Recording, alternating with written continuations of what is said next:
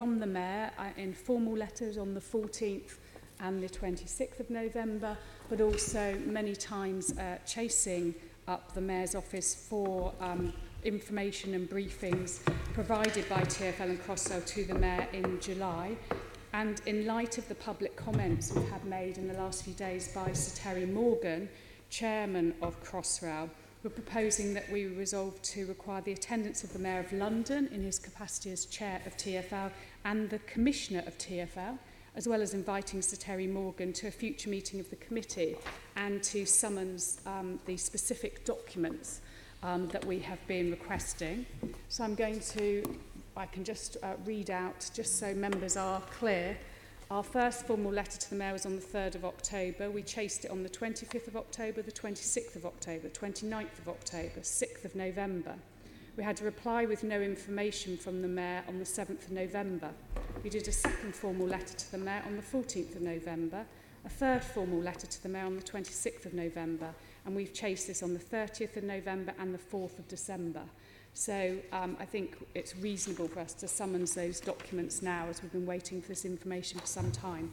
So I need to formally read out this rather long few paragraphs. So I recommend that the committee, under the provisions of section 61 1B of the Greater London Authority Act 1999 as amended, requires the Mayor Sadiq Khan in his capacity as Chair of Transport for London under section 61(2)B of the Greater London Authority Act 1999 as amended. Secondly, the Mayor's Chief of Staff, David Bellamy, under section 61(2)A of the Greater London Authority Act 1999 as amended. And 3, the Deputy Mayor of Transport and Deputy Chair TfL, Heidi Alexander, under section 61(2)A and 61(2)B, to provide to the committee with a copy of any documents setting out the advice and information the Mayor of London received from Crossrail and TfL in July 2018, including Crossrail and TfL's full written briefings to the Mayor regarding the Crossrail project, for which notice will be given in accordance with section 62 of the Greater London Authority Act 1999 as amended in due course, and with the documents to be provided no later than 2 weeks from the date of the notice requiring these documents. And then B, that the committee, under the provisions of section 61(1)A of the Greater London Authority Act 1999 as amended, requires the Mayor Sadiq Khan in his capacity as Chair of TfL under 61(2)B of the Greater London Authority Act 1999 as amended, and secondly, the Commissioner of Transport for London, Mike Brown, MVO, under section 61(2)A of the Greater London Authority Act 1999 as amended, to attend a meeting of the Transport Committee to be held at 10 a.m. on Friday the 21st of December 2018 at City Hall for the purposes of providing evidence relating to the delays to Crossrail. And C, that the committee invites Terry Morgan, CBE, Chairman of Crossrail, to attend a meeting of the Transport Committee to be held at 10 a.m. on Friday the 21st of December 2018 at City Hall for the purposes of providing evidence related to delays to Crossrail. Sorry about that lengthy amount to read out. Members, are we happy to summons those documents and those guests? Agreed. Thank you very much indeed for that. Okay. Can we look at item 3? Can we note the summary list of actions and additional correspondence? Since our last meeting. Agreed? Thank you. Item 4, action taken under delegated authority. There's a long list there of the correspondence, including around Crossrail, around the Central London Bus Service consultation, our report, broken rails, arrangements for site visits and roundtables, and appointments to the Board of London Travel Watch. Can we note the recent actions taken by me under delegated authority? Noted. Thank you very much. And now we get to our main item on the agenda today. We've got a fantastic panel before us to look at the Mayor's Healthy Streets approach. So first of all, let me introduce our guests. So just over here on the left, we've got Lucy Saunders, who's a consultant in public health and works in transport and public realm between the GLA and TfL. And I know you're kind of one of the founding thinkers behind this whole Healthy Streets approach. Welcome, Lucy. We've got Gareth Powell, thank you for coming today, Managing Director of Surface Transport at TfL. Dr Will Norman, Walking and Cycling Commissioner for the Mayor of London, welcome. Fran, who's the Campaigns Coordinator for the London Cycling Campaign, welcome along. And Jo Irvin, who's Chief Executive of Living Streets. So thank you very much indeed for joining us this morning. And my question to start off with is to all of you, but maybe Lucy might like to start. It's really understanding how is the Healthy Streets approach working in practice at TfL level, but also in the boroughs? And kind of maybe explain about how is this really different to previous approaches to cycling and walking? What's the added value?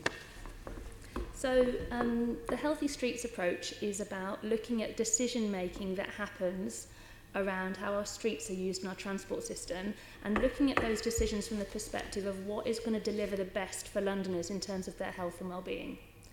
And traditionally the transport sector has focused a lot on mobility, and sometimes it could be argued lost sight of the fact that some of those mobility choices actually have negative impacts on people's health and well-being, or they miss opportunities to enhance people's health and well-being and reduce the opportunity for some of the more vulnerable people to participate fully in society.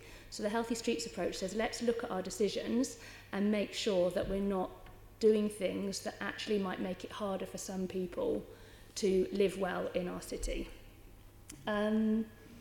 So the main harms that the transport system has on the health of Londoners is making it more difficult for people to be physically active as part of their daily lives. This is the number one health impact the transport system has.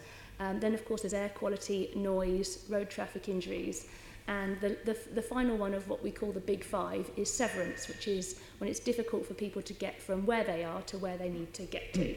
And that particularly affects some of the more vulnerable people in society. So the Healthy Streets approach is based on what do we need to do to minimise the harms of those big five. And the way of doing that is looking at these 10 Healthy Streets indicators. And you might think, well, why are we focusing just on streets? Why aren't we thinking about trains and buses as well? And the Healthy Streets approach does encapsulate the whole transport system, but 80% of Londoners' travel time is spent on streets. So if we change the way the streets look and feel, we have the biggest impact. And how we manage our trains also has a big impact on what those streets look and feel like. But the streets are not just places where people spend 80% of their time travelling. They're also the places where people live, where children play, where people go to work, spend time, socialise. And in a big city with a lack of public green space, we actually have to rely quite a lot on our streets to be our social spaces as well. So these 10 Healthy Streets indicators are our way of knowing whether we're heading in the right direction with our decision making. When we make a decision, are we improving those 10 indicators? If we are, then we know that we're delivering the best in terms of making London a better place to live and making it a fairer place for people to live. So that's a kind of a bit of a background on what the Healthy Streets approach is about. To answer your question, Caroline, about how it's different to previous ways of thinking, I think the challenge with the Healthy Streets approach is that you can't think just about individual modes of transport at a time. You have to think about all of them together. And that's much, much harder to do. So when you're going to make a change on a street, you have to think about what's going to be the impact on people walking, people cycling, people using public transport, people using cars, and people spending time on that street. And thinking about all those things at once is the challenge that the Healthy Streets approach sets for decision making. Okay, thank you for that. Gareth? So you asked a bit about how does it work in practice, and I think the biggest change that I can observe is that previously we would have had a walking or a cycling programme or a focus on buses in separate places with separate programmes within Transport for London. As Lucy says, this approach requires us to consider the location and all the different uses of that location, and to challenge the designers of any scheme intervention to make sure that they get the best set of outcomes for all the users in that area. So in order to do that, we have created a joint programme and a programme board with representatives from across TfL and indeed from the GLA and elsewhere, in order to make sure that we've got the right integrated approach, as opposed to one particular type of mode or others dominating any one set of conversations. What that's leading to is a series of very healthy discussions about the balance of outcomes from any individual scheme intervention and a much more integrated approach for the organisation in terms of how it plans. The final example I give you of what's different is then in terms of what we operate on a day-to-day basis, and in terms of how we control the road network and indeed how we respond to incidents on that. We are now looking at that from all the users of the road network as opposed to focusing on one particular type. So in practice, that means that, for example, when statutory undertakers are applying to do work on our works and are putting roadworks in, we're asking them very much to consider the facilities for cyclists or for walking, as well as, of course, ensuring that the traffic and goods and services can flow past their roadworks, and the same happens on real-time interventions where there are incidents. So it's quite a different approach, and it requires the organisation really to think quite differently and to work together in a very different way. That is happening in practice. You're seeing it's not just theoretically. No, absolutely. On a day-to-day basis, if you were to go into the control room that looks after the traffic lights and the flow, you'll see there people focusing on a different approach, looking at vulnerable road users and how they might be prioritised and protected in any kind of change or disruptive situation when they're trying to manage things on a real-time basis. Okay. Will, from your perspective, because you're so embedding this in TfL is, as Lucy and Gareth said, this is a different way of looking at how we get people moving around our streets. It's a radical change, and I think, being honest, embedding things in TfL or any large organisation with the number of people and the number of schemes and the reach does takes time.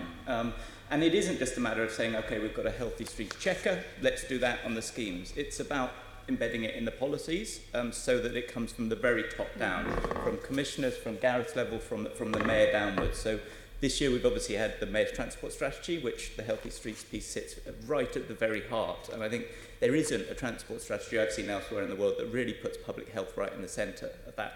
But that's the sort of overall strategy. After that, there's been the Vision Zero approach, which safety is critical to this, the walking plan and other documents. So embedding it in policy is one thing. But then also just in terms of how we do our city planning work, how do we think about the spaces, the areas, the outcomes that we want to achieve, embedding it in that team, as well as then in terms of the sponsorship and the actual delivery of individual schemes through TfL's work. And then sort of the other side of that, how do we check it's working? How do we make sure that actually the outcomes that we want to see in terms of getting more people active, more people that mode share from private car use to more walking, to more cycling, to more use of public transport. So the monitoring comes into that. So it is it's an embedding it across all of TfL. It isn't one little group of sort of people who just say, okay, we're healthy streets and that's it. It is across the whole thing. And that takes time. I think it's still ongoing, completely honest, but the transformation is there, and you can see that in the operations, in the way that people work, not just in terms of the designs of the streets and the schemes that are coming forward, but just in terms of roadworks. I was cycling along the cycle superhighway along Lower Thames Street yesterday, and a contractor had noticed that there was some of the cladding coming off the top of that, off the top of London Bridge actually, and it was a safety hazard. The team was on place immediately to actually make sure that there was space for cycling and walking as part of the roadworks that were going on there. Now that is a radical change in terms of actually planning for making it safe for all road users, even when it comes down to a small thing of replacing some cladding, making sure that's the case. Is it perfect? No. Is it happening everywhere? No. But it is getting there, and there are the systems in place to make that happen. But you also talked about the boroughs here. Yes, what's the reality there? How are they responding? So TfL is responsible for 5% of London roads. So 95% of our roads are managed in the responsibility of the boroughs. So the boroughs are sort of, I would say, critical delivery partners for driving this. You can't just create healthy streets on 5% of London's streets. That wouldn't reach the vast majority of people. It would be the wrong approach. So I would say the boroughs some boroughs have really embraced this in terms of a change. You can see some of the boroughs really taking a leading role in this, not just in terms of the stuff that they are doing on their streets, but then actually engaging other boroughs who are keen to learn and that sharing. So I'll give you another example. Waltham Forest, I would say, is one of those boroughs who have really taken a lead in terms of adopting the healthy streets approach. There's been some, with the elections last year, there's been change of leadership in different boroughs across London, and it's wonderful seeing that those, Waltham Forest, Enfield as well, sort of sharing and getting other boroughs to come and visit the schemes, come and understand not just the engineering solutions, but the political challenges of delivering this. So some boroughs are very much on board with this. I'd say other boroughs, there is maybe not quite as much acceptance of the underlying principles, or people understand the principles but aren't actually necessarily prepared to follow through with the actual actions that need to take place to really genuinely transform our streets. Everybody will be aware of the issues around Westminster with Oxford Street and Superhighway 11, for example. But it goes beyond just the, boroughs, TfL, one thing, but I think it's also important the businesses and communities are absolutely essential to delivering. This is a holistic change around how we move around our city. And it's wonderful looking at how the business improvement districts are beginning to get behind this. We've recently Lucy talked a bit about the health outcomes, the air pollution pieces of healthy streets. What I think is really interesting is how this actually contributes to a sustainable, successful city moving forward. The increase in footfall on shops on high streets where there is more walking and cycling is really clear. People spending 40% more in shops along those lines. So actually the business community are now getting behind this, both in terms of small businesses and shops, but also larger employers in terms of attracting and retaining the workforce that they need to maintain to be successful. So the business community is another key partner which Lucy and I and others across GLA and TfL have been engaging them, as well as local communities and the campaigners, the activists, but just people who live in an area. There's a wonderful project that Living Streets have been involved in called Walk Elephant that has brought together the community, boroughs and businesses to actually look at how they can transform those neighbourhoods. And I'm sure Joe will say a bit more about that. But it's a good example where you do actually get all those different players coming together. So overall, it is the right approach. It's the right approach for a successful London for the future. It is embedding it in the systems and the ways of working. It is happening. Is it fast enough? Probably not. Is it 100% there? No, but it's getting there, and we're beginning to see the results of all that hard work. Can I just, before I bring Fran and Joe in, because you touched on businesses, also become aware in the last week of this new campaign from business groups, Unblock the Embankment, which is about trying to remove some of the new segregated cycleway and have a different route through the city. What's your thoughts on that? It seemed to me a complete waste of money digging up a successful cycle of the highway. I couldn't agree more. I think that cycling does not cause congestion. There was an independent report published earlier this year, I think, which really showed that congestion is caused by too many motor vehicles, by roadworks, by new developments, by breakdowns, etc. And I think I think it's always worth sitting back and looking at the bigger picture here. Over the next 25 years, London's population is expected to grow by over 1 million people. Now that is a huge growth in the number of journeys on our roads. We're not creating more space. We're not creating more roads as part of that growth. It's a denser population. Unless we do something to manage those and change the way that people are moving around our city, to more walking, to more cycling, to more public transport, the congestion issues, the air pollution issues, the road danger issues are just going to get more significant, which is exactly why we need to put in more cycle infrastructure, and improve our roads to make sure that there are alternative choices for people to take those more efficient and more sustainable modes of transport. Thank you. Fran, as a campaign group, what's your thoughts on the Healthy Streets approach? Are you noticing any difference on the ground? So the London Cycling Campaign do really support the Healthy Streets approach, that idea that it's about places and public health and people rather than moving motor traffic is a really positive step forward for us, and we're really pleased to see it come out from TfL and be supported by the documents such as the Mayor's Transport Strategy. Similar to, as Will said, we are seeing some teams within TfL and some boroughs really picking up and running with it, and we are seeing schemes coming through that do meet the Healthy Streets criteria. We're not seeing that across the board. There are still schemes coming through that are badged as Healthy Streets that don't meet the aims and objectives as we see them of the Healthy Streets objective. I think one example from August was the Blackheath Hill scheme.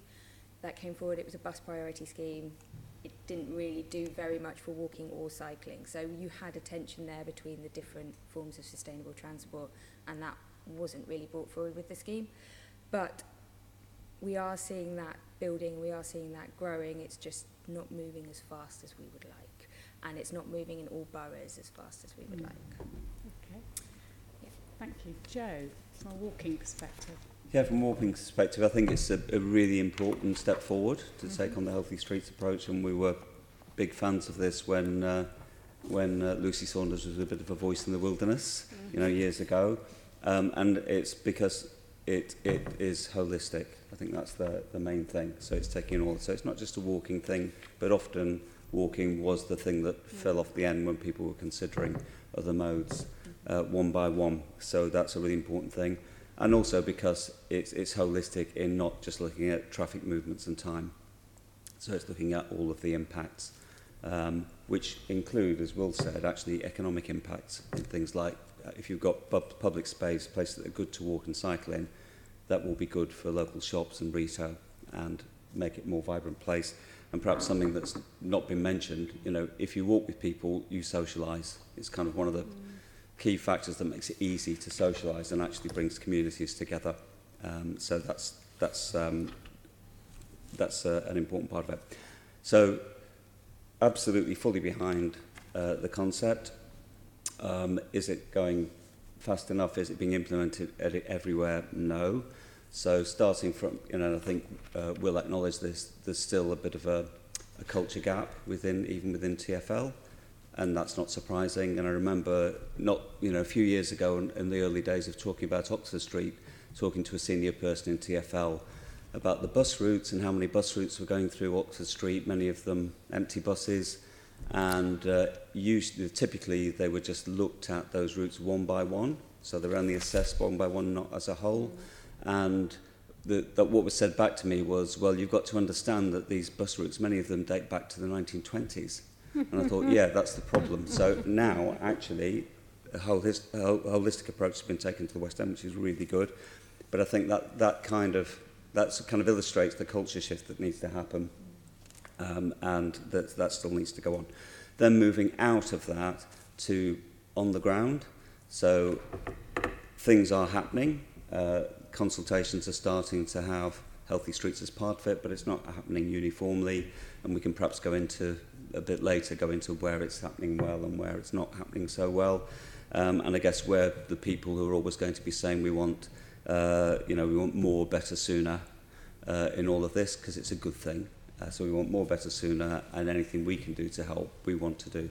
So the illustration that Will mentioned, Walk Elephant, where it's local living streets, not as nationally, it's our local group, really trying to pull together all elements of the community to get a really good result out of that. Around the Walk Elephant, obviously, is the Elephant at Castle, for those who've not gotten.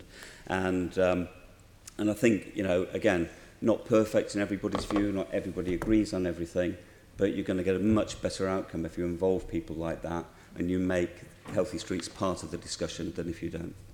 Okay, we're going to get into a lot of the details. I've just got one more question for Gareth before I bring other members in. Who at TfL is ultimately responsible for delivering Healthy Streets? So ultimately, at the executive committee level, that's myself, as Managing Director of Surface Transport. We have all of the constituent teams within TfL focused on delivering this. As been said, it's a big effort to embed a new policy area like this in an existing delivery organisation. It takes time to do. One of the tricks to do that is to make sure that it isn't just isolated into one individual team, that actually all the constituent people across different TfL teams are able to deal with that. So whether they are dealing in the consultation unit, putting out consultations, whether they are in our communications teams, whether they're in our city planning policy teams, or indeed whether they're in my delivery teams, either those that are sponsoring and specifying individual interventions or those that are accountable for delivering them. So ultimately at the executive level it's myself, but the approach is very much to embed it as a concept and as a policy area and make sure that we're then able to deliver the outcomes we need. And is it embedded in everyone's performance performance reviews and whatever, that they need to be meeting this new approach and they've got targets there to make sure? Yeah, we've taken some steps towards that. One of the challenges has been to make sure that we've got the good kind of outcome indicators to measure the success of delivery in this area. So you'll see if you look at the scorecard for TfL that's reported at the TfL board meetings and elsewhere, that of course we do have Healthy Streets outcome indicators sitting at the right top of that. That itself is then used to determine the remuneration and part remuneration of the senior people at TfL. We're endeavouring to embed that as it goes down the organisation at the appropriate level, and to make sure that, for example, when I have senior management meetings and so on, we're always talking about the successful outcomes, scheme deliveries that have happened, or indeed where we've got challenges in terms of getting things delivered faster. So it's not perfect. It does take time to do this, but we're really trying to move as quickly as we can to get it right. Thank you. Sean, you want to come in? On Jesse's come to Fran and to Will, you talked about the embankment and the route and the digging up of the supercycle highway. Putting that aside for a second, wouldn't it be better to have a route that went to more places? Because I've cycled down there once or twice, and it kind of feels like you're pinned up against the river. It's a nice place to walk because you can look into the river. But there's other places I want to go, and I sometimes feel that I'm on my bike sort of pushed to that side. Isn't there a better route to be done? So I think what we need is a network of routes across all of London. This is exactly the challenge. That just thinking about this as one route from here to here along a particular route, no matter how successful it is. So along that route, we've seen at one point, one section of it, you've seen a 200% increase in the number of people cycling. We've seen 10,000 people using that route today. But you're right, it only really, it does provide only that connection from. It goes now. It goes all the way from Barking all the way down to all the way to Paddington. Yeah, but it's actually using that to connect to other routes to allow people to take all their journeys is what's so important. Which is why, rather than just talking about individual routes, we need to be building that network of routes that allow people to come off that main embankment route into the city, which you're seeing through some of the quiet ways, where you've actually seen huge numbers of people now beginning to use that. As you move further west, beginning to link up to the other routes, again, the quiet ways, other future supercycle, superhighways. So that is our ambition. We can't just design one sort of or two main routes. It's got to be a connected network that allows everybody to take those journeys, no matter if they're big or small. And I think one of the challenges is how do we get a lot of those smaller local journeys exactly where people want to go, whether it's to the shops, family and friends, local amenities, to make people take those shorter, smaller journeys, not necessarily using their car, but through more sustainable modes of transport. So I'd agree with you. One route does pen you in terms of destination, which is why that network is so important. Fran? I completely agree. It's not about rerouting away from the embankment. It's about adding to the lanes that we have, adding to the cycle network that we already have to allow people to start their journey and finish their journey and know that they can do the whole journey, it doesn't matter which route they take, in a safe and comfortable manner. And that's where we need to get to. So it's about adding to what we have already, not about changing where it is at the moment. I share your desire to have a network, because obviously it makes sense in that you can go to different destinations. But isn't there a tension between having the route we have now, all the other places, if you're facing towards Parliament to the right, where you'd like to be further into the West End, and you have to be realistic, because there's no doubt that has meant that there's much more standing traffic there.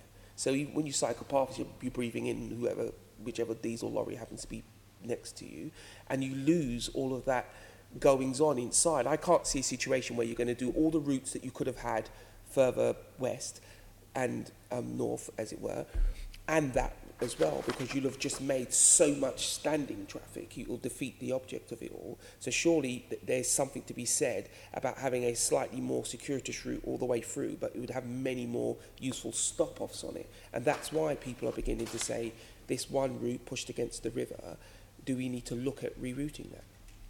Well, there are no plans at the moment to reroute that route. I think it's one of the busiest, it's one of the most successful cycle routes in the country. I think to your point around how do we, we've actually got a metric in the MTS on how we expand that network. So I think in 2016, there was only about 5% of Londoners lived within 400 metres of a cycle route. I think the percentage now is somewhere in the around 15% of Londoners. And what we want over the 25 years of that strategy is to get to 70% of Londoners. So that network is essential, but it's got to be designed intelligently so that you can actually, you know, it will be a variety of different types of infrastructure that's required. Protected routes along main roads, but also quieter routes along some of the back routes, which we know are proving particularly popular as well in terms of the numbers. In terms of reducing the amount of volume of traffic, we've clearly set out that we need to provide people with alternatives to using the cars. The amount of unnecessary car journeys in London really surprises me. And on an average morning in London, there are over 250,000 school journeys just using for the school run. Yeah, with all due respect, that's an entirely different thing to this particular thing, isn't it? I live in a place, I live on the outskirts of London where people drive for umpteen different reasons. That argument might be more relevant there, but we're talking about a place in the middle of town where actually what really stops people driving is the lack of parking. Everybody who drives there, to my mind, seems to be commercial vehicles who are going to be there almost regardless, you know, because they have an imperative. And I as a cyclist, I like the idea of having routes, but I also am worried about the other road users just. So can I come back to you on that particularly? Because to move on to the next bit, so just so that, thanks. I would agree. I disagree that there is still a lot of unnecessary car journeys in there, which you need to provide alternative options for. In terms of, but I do agree that we need to manage commercial vehicles far better, and I'll give you a good example of where that has happened and the sort of thing that we need to replicate across London. In Bond Street a few years ago, there were on an average day there were 144 vehicle movements just associated with picking up rubbish. So the waste deliveries. The businesses got together in that area, collaborated, got that down to 9 deliveries of vehicles movements on an average day, reducing the amount of diesel fumes by 90%, reducing the CO2 output by 90%, and making it safer and more pleasant. So we do need to look at how we manage commercial vehicles, because that's essential to the future success of the city. But it's about how do we do that in a smart way, providing people with safe alternatives to using their cars and getting on to, and the important role of public transport as well as walking and cycling. Yeah, great. That's enough for me, Chair. Okay, and we're going to be looking at freight in the new year, which may well pick some of those points up. Let's look at funding now for the Healthy Streets approach. Florence. Thank you. Good morning, all.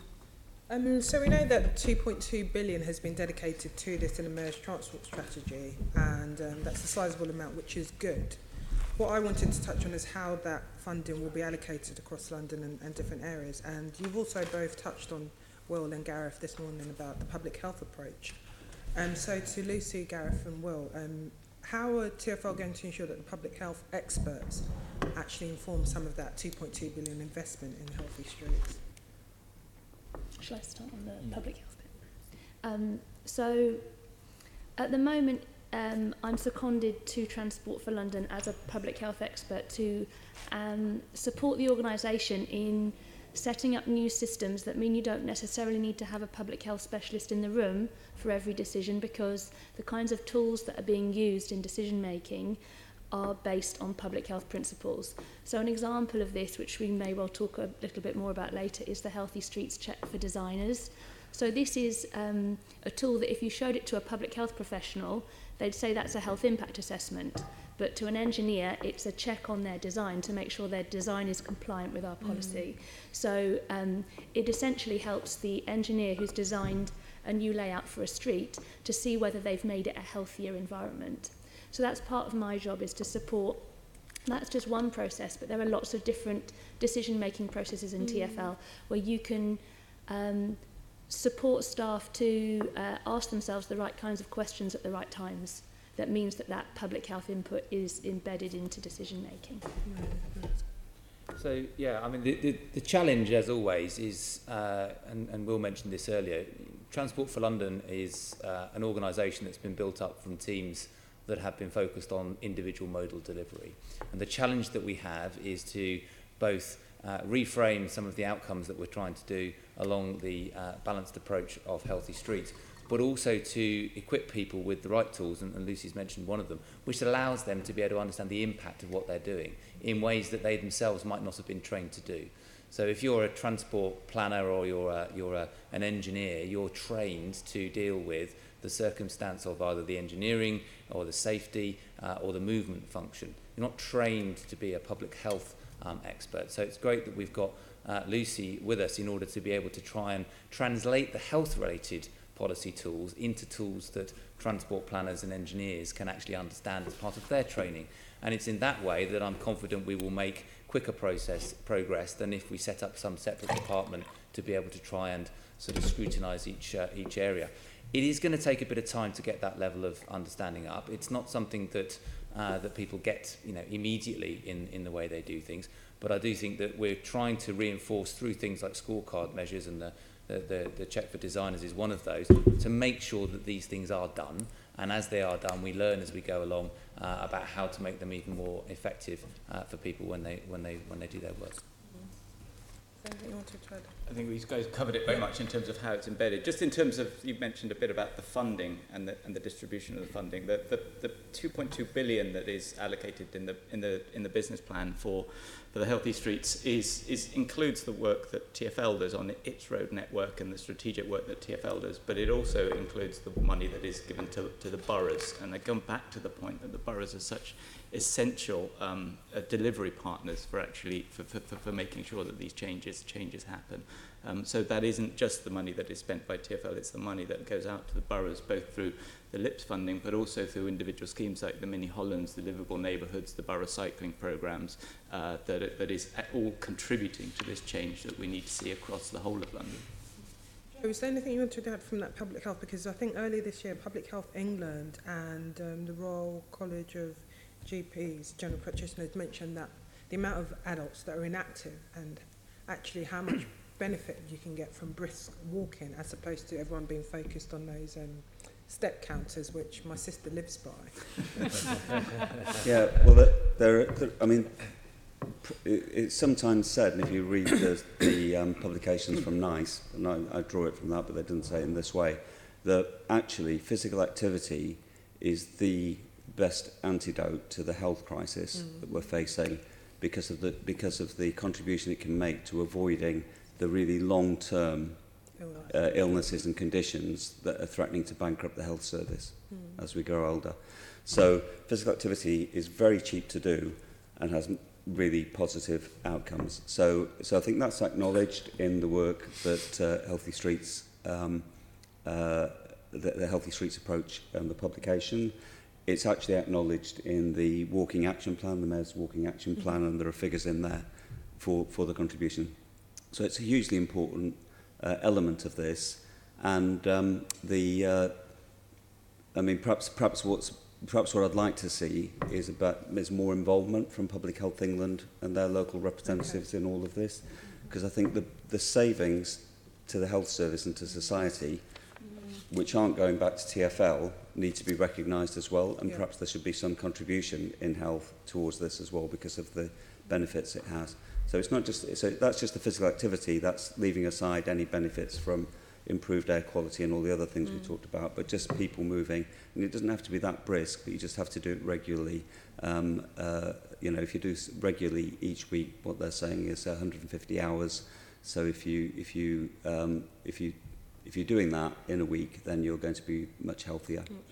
150 minutes. Minutes, sorry, yeah. Yes, I was going to say, that's... Sorry, that was a bit... That's a lot. It's a very long week. I like your ambition. I know, that's my weight loss regime, sorry. 150 hours is my weight loss regime. I won't take up on that. I do apologise for that.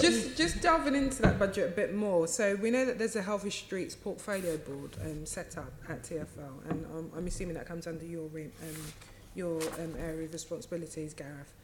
Just a bit more about that. Who actually sits on that? What their role is?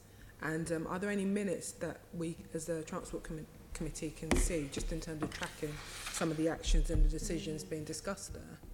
So the role of that group is to ensure that what it has replaced or what it has augmented is a situation previously where we would have an individual under previous policies, an individual cycling programme or walking programmes and so on, and they would then consult within TfL for example, for impacts on the bus network and so on. And I think yourselves have commented in the past about the tension that seems to exist between those in the bus area of my business and those that are focused on walking and cycling historically. So what the Healthy Streets Programme Board seeks to do is to get all those individuals and all representatives of all those areas around the same table when considering these changes to individual streets and layouts. That's its remit. So it has representatives from our buses, for example. It's got representatives from the policy team. It's got those that are delivering the projects, those that are accountable for sponsoring them, as well as representations from Will and from others in order to make sure that it hangs together. So that's what it's there for. It is the process by which we ensure that all of those relevant views are properly taken into account. It is the forum in which we therefore make sure that the schemes in their detail are in the right condition to be recommended for approval through the scheme of delegations that TfL has. So individuals take decisions under the scheme of delegations, as you know, for very, very large schemes would be ultimately taken by the Commissioner or the TfL board, right down to smaller schemes that are taken at lower levels. But that programme board is the entity that allows that process to function in various different ways. In terms of your question on kind of formal minutes and so on, clearly when we produce a paper for decision and it sets out therefore the kind of pros and cons of where we are and the recommendations and all of those, that is an official record of the decision that TfL is taking at the level that it needs to. And those papers are routinely available, and we share them for individual schemes. There is quite a volume, of course, of material that we're going through, but we do our best to make sure that each of these areas are as transparent as possible. The other area that's important as part of this is the consultation process that informs those decisions. And of course, you'll know that we're very clear to ensure that we have not only a consultation process, but in some cases some pre-consultation activity. And the changes, for example, to the bus network have been an example of that, where we've endeavoured to do a better job at pre-consultation about understanding local issues with the boroughs and so on. The final thing I would say about the decision-making process is that we have been trying to move away from the idea that in some way TfL is the ultimate decision maker for everything across London. That simply isn't true in this agenda, and people have criticised TfL for being perceived to be that in that way. As Will said, the vast majority of activity here is actually either being conducted by the boroughs or at least in very close consultation and collaboration with the London boroughs, because the majority of the roads are theirs, and therefore it's really important that we get the processes for decision making embedded at borough level as well as within TfL. So you see some of these programmes like Livable Neighbourhoods and so on are actually consulted by the boroughs. The decision making is with them, and TfL is very much providing funding and guidance to make sure that the quality of those interventions is at the right level. So it isn't just about one individual group, the achievement of this agenda. It's quite a wide thing. So if you wanted to, I don't know, there's a controversial scheme to maybe extend a red route line and do a drop curb, and it initially started with Borough X and then TfL had to take the final decision. Where would we be able to say, okay, this is where that was discussed and these were who was consulted and this is where the ultimate decision? Where could we probably find those papers saying, well, actually, Borough X is wrong and TfL were right in putting this forward, and we could see the time scale of who's been informed? Well, ultimately, the decision of... where would we be able to find that? If I wanted to find that for a scheme in Lambeth, for example. So, ultimately, who the highway authority is, will be the place where the decisions will be made to changes in those roads. So if it's a TLRM, a TfL road, then we will be taking decisions on that road. Depending on the size of the intervention will depend on where in the organisation that decision is taken. We do so in consultation, either formally or informally, of course, with the local borough within which the TLRM sits. But I'll go back to Will's point, that's 5% of the road network. Actually, the boroughs are the decision makers for the highways for the majority of London.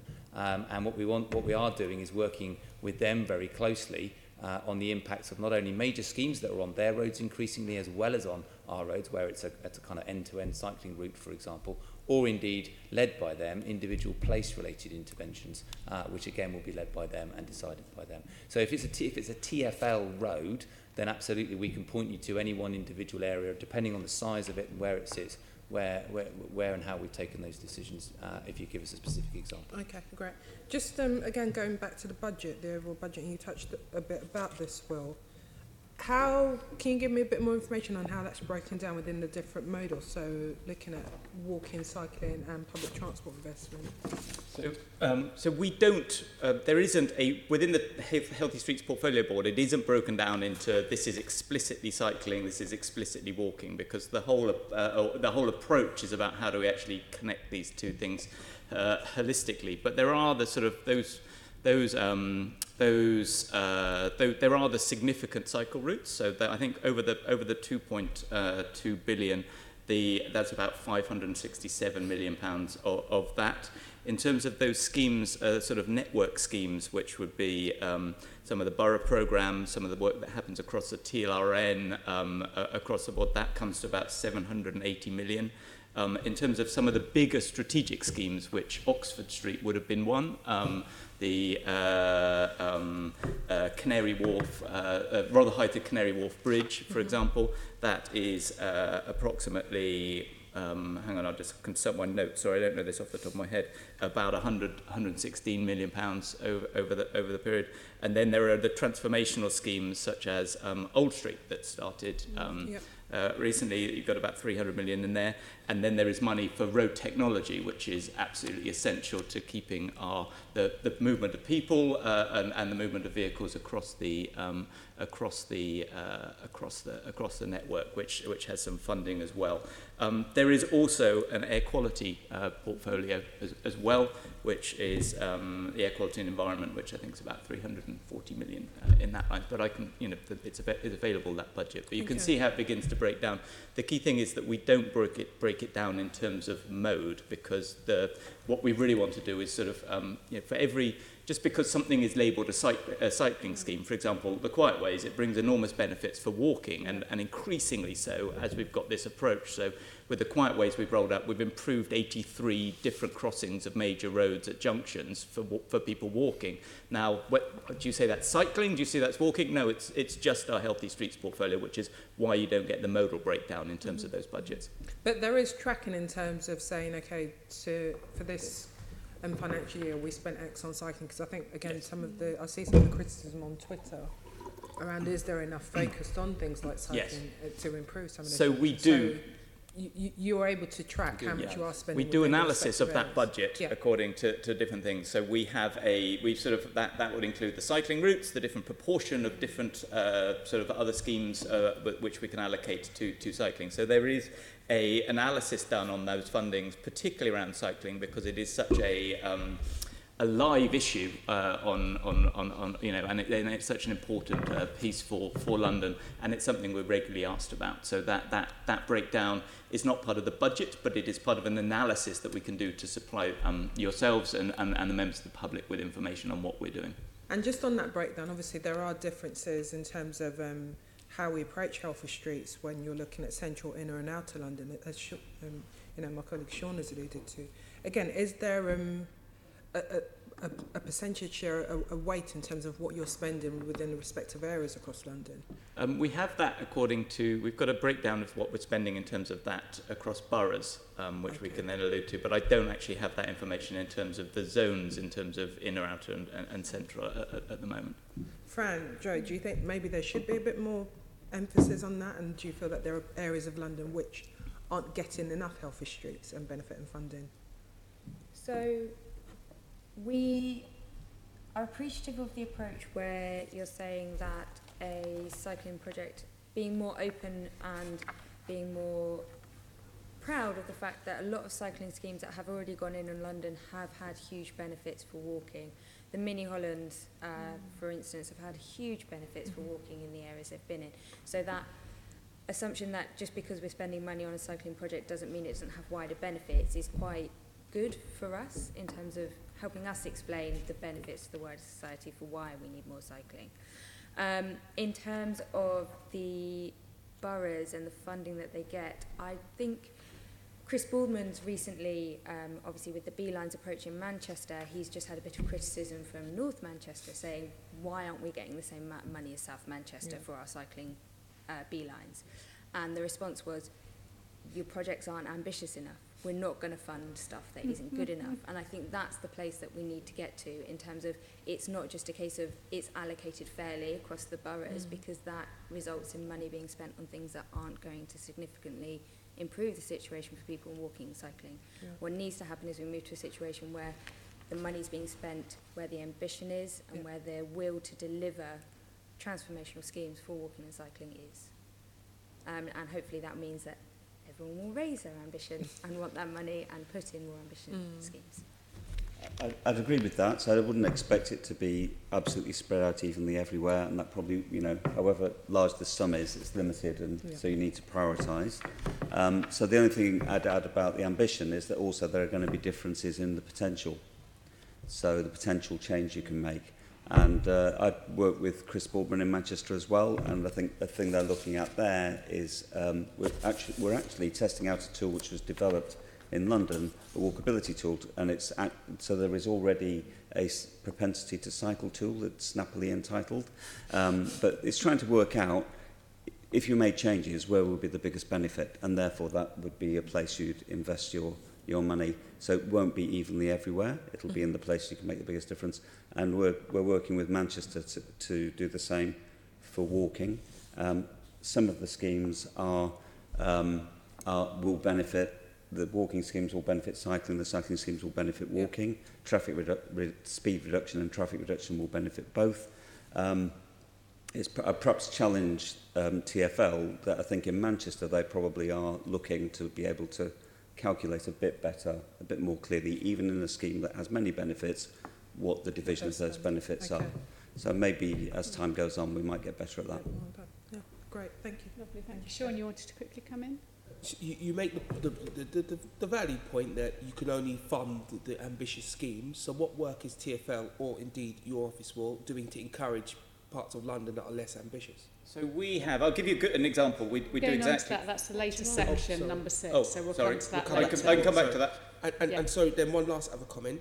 If these schemes are benefiting walking and cycling, don't you think it would be clever to detail that? Because you'd get less pushback if we're seen to be getting more for our taxpayer pound.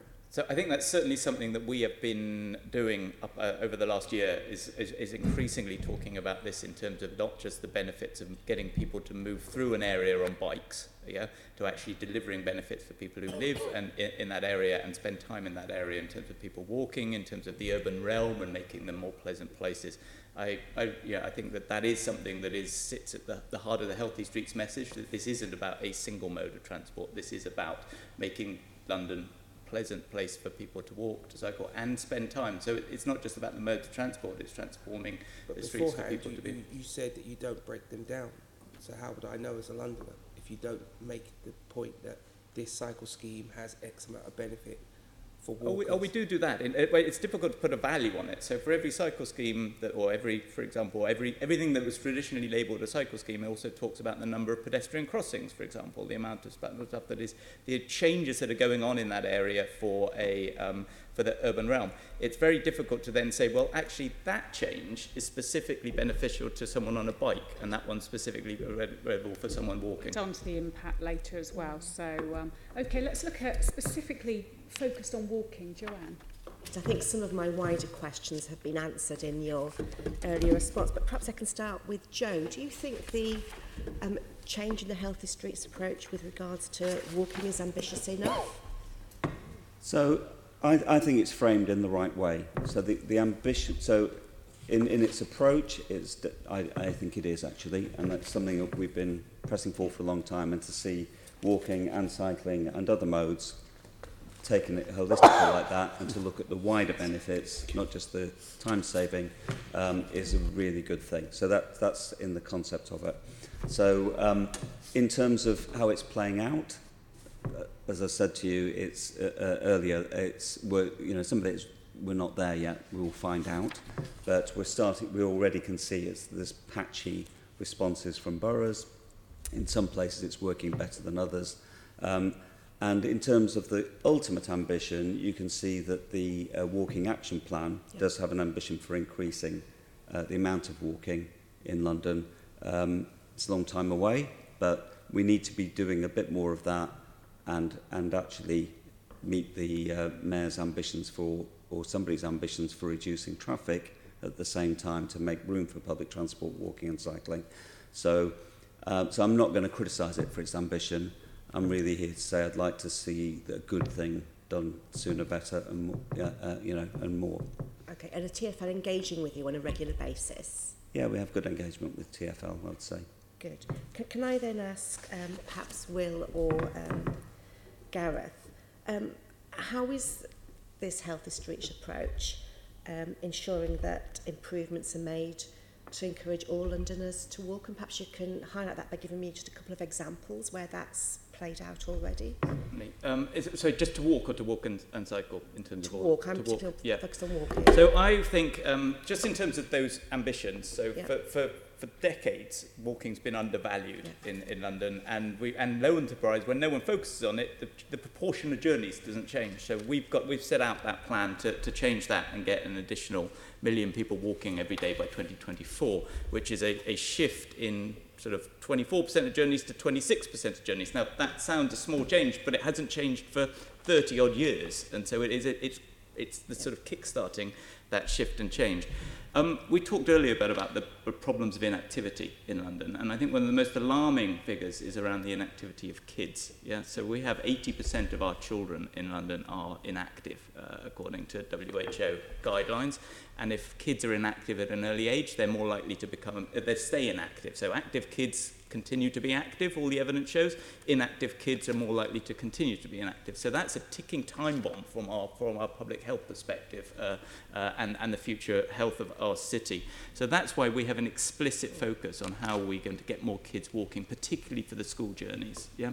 So we have the STARS program that works with about half of the schools in London, but I think that needs souping up and increasing more investment in that. We have the Safer Schools, the School Streets program, whereby we are working with schools, and the boroughs are working with schools to close off some of the streets around the schools at drop off and pick up time.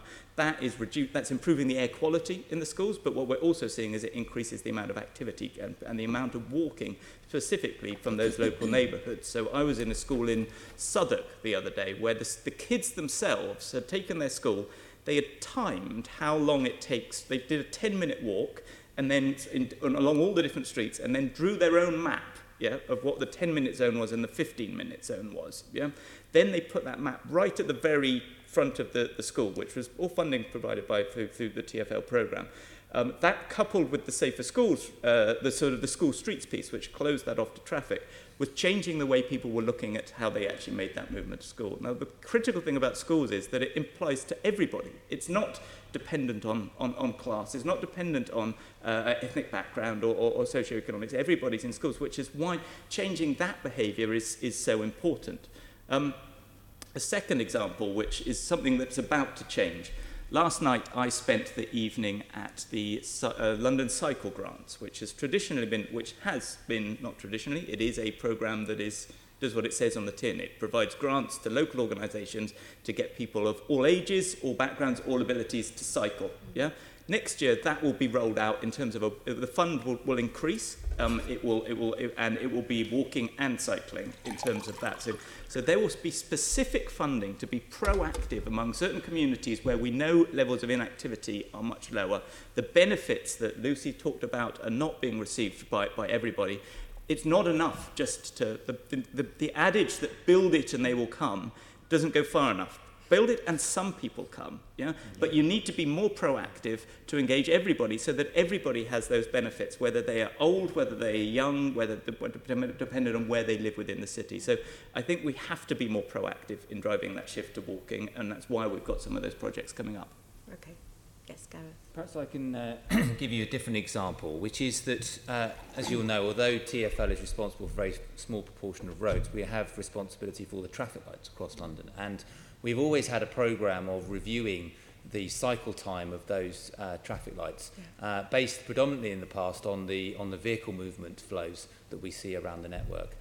What we've started since this approach now is looking at the cycle times in the round, and particularly outside of schools and also hospitals and transport hubs, making sure that we have sufficient time for pedestrian flows to flow across. And we've seen some really remarkable results. And actually those results have resulted in people being able to cross the road and not do a more hazardous activity such as trying to cross on a red phase, for example, because they're waiting too long.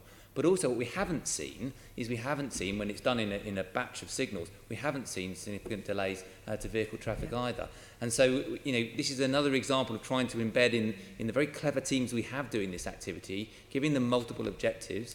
We're now measuring the number of minutes saved for pedestrians through those signal time reviews and reporting that up to the senior level, and I get to review that every 4 weeks. So it's an example of how you can make a lot of little small changes, but actually make a very big difference to communities and individuals right across London.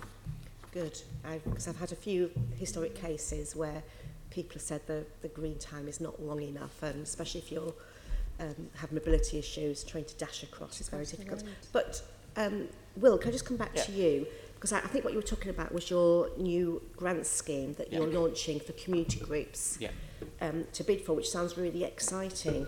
Can I just ask, if communities bid for projects to aid walking in their area, do they need the support of the local authority?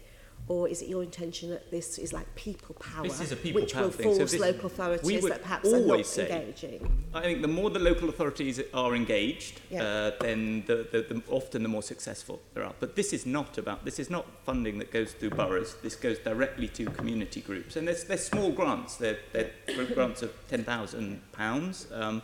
But those make a lot of difference when you're talking about small groups. So whether that is about, the ones I was seeing yesterday, there was a cycling program for people with visual impairment. There was people doing walking, cycling in a particular park that totally reinvented the friends of this park. It reduced antisocial behaviour. But it's small grants, but driven by the people and the organisations that are delivering them. It's very hard for local authorities to say no to proposals like that. Well, there's some fantastic, and it's also about the other change that I want to see in that grants programme is that there are some phenomenally good schemes and some phenomenally good ideas coming from communities across London.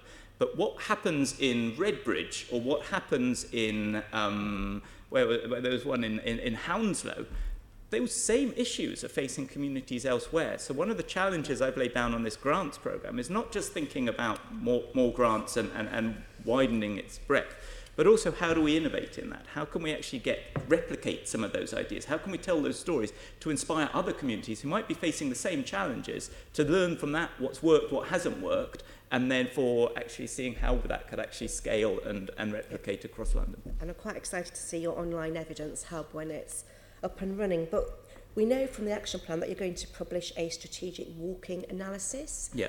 When can we see that? So we did a strategic cycling analysis, which was alluded to earlier on, which sort of showed the potential for it allows people to make it's an open framework which shows why we're choosing particular routes for the cycling routes, and it was published last year. Last year? I can't. It was published end of 2016. Yeah. Which has informed our approach for walking. For cycling. For walking, we've got the same approach, but I think it's much more important as part of a tool, right? Because we're not talking about long walking routes across all of London. Yeah. What this data will show is the amount of potential for more walking journeys, some of the accident collisions. So what that's going to be is a tool that allows people to look at an area and understand that in a much more interactive way. Now, at the moment, we are piloting that with a number of boroughs to get that right, because it's rather than just producing a report, I want this to be an ongoing tool that's updated and that is actually used in decision-making. So that is, at the moment, being looked at by a number of different boroughs to see, how useful is this? Do we need to make tweaks? I hope that will then be available to all boroughs and key stakeholder groups moving forward in terms of next year. I don't have a date because we need to get it right in terms of the user interface and how it's used. But there will be a report that sits alongside it. I think the key thing there will be that it's a tool and people can actually use it on a daily basis. Okay, thank you. And then I've raised before the issue with certainly Mini Holland in my area, which I really welcome. But the issue of floating bus stops has often been raised by groups. And last time I asked you about this, you talked about the trial of some zebra crossings across the cycle paths. Have you got any early indications as to whether they've been successful or not? So we published a report on that trial, and the idea was to take different locations around London with the floating bus stops where you've got a bus stop in the road and the cycle route passes through there. And the report showed, and it was monitored using video footage as well as on-street interviews. And there were different variations in terms of what intervention happened. So the intervention, and the report came back, the research was done, that showed that actually putting in zebra crossings did actually change behaviour. It made pedestrians more aware that where they should cross on that, and gave and from cyclists to slow down and be aware that pedestrians have priority of crossing that. As a result of that report, we're going to roll that out for floating bus stops across London, and will be embedded in all future floating bus stops moving forward. Wonderful. And would it be possible for the committee to see that report? Yeah, sure. I think I'm really happy to share that. If Yeah. someone could take a note and get back to me, that would be brilliant, and I will do that. Thank you. I think my last question really is to Joe and Fran. If there's something you could point out that TfL perhaps should be doing, that they're not doing, or an extra thing they should be doing, which is the same thing, or something that they should be expanding on what they currently are doing to improve walking, what would that be? So there are a whole number of things. I wanted just to elaborate on a point you talked about crossing at signalised crossings. So there are two issues really, which I think were a bit conflated there. One is how long you get to get across the road, and I think it was UCL did the original search. We did a big campaign on time to cross, and older people, which I'm fast approaching that group, do not travel at the standard speed that is calculated for crossing roads. So that's time to cross. The thing I think you were alluding to is actually the waiting time, how long you have to wait before you get the green light. And that's also a really important issue and a big safety issue. And we've done some really good work on that, and the Fairer Crossings Project, and Mike Grant from London Living Streets was heavily involved in that. So the waiting time is really being addressed there. So I'd like perhaps to see the crossing time also just to have the same kind of attention. From our perspective, from the London Cycling Campaign, we've seen, as you say, in the Mini Hollands and other cycling schemes, massive improvements coming forward for walking, which has been brilliant. But we're still seeing with certain schemes where walking and cycling are being traded off against each other, and cycling and walking both lose out in that situation. And what we need to see a bit more is where motor vehicles lose out, because that's the situation we want. We want to prioritise walking, cycling, public transport, and I think the current consultation that's open at the moment on Tooley Street is a good example where this has been done. It's an interim scheme being brought forward. It's a healthy street scheme.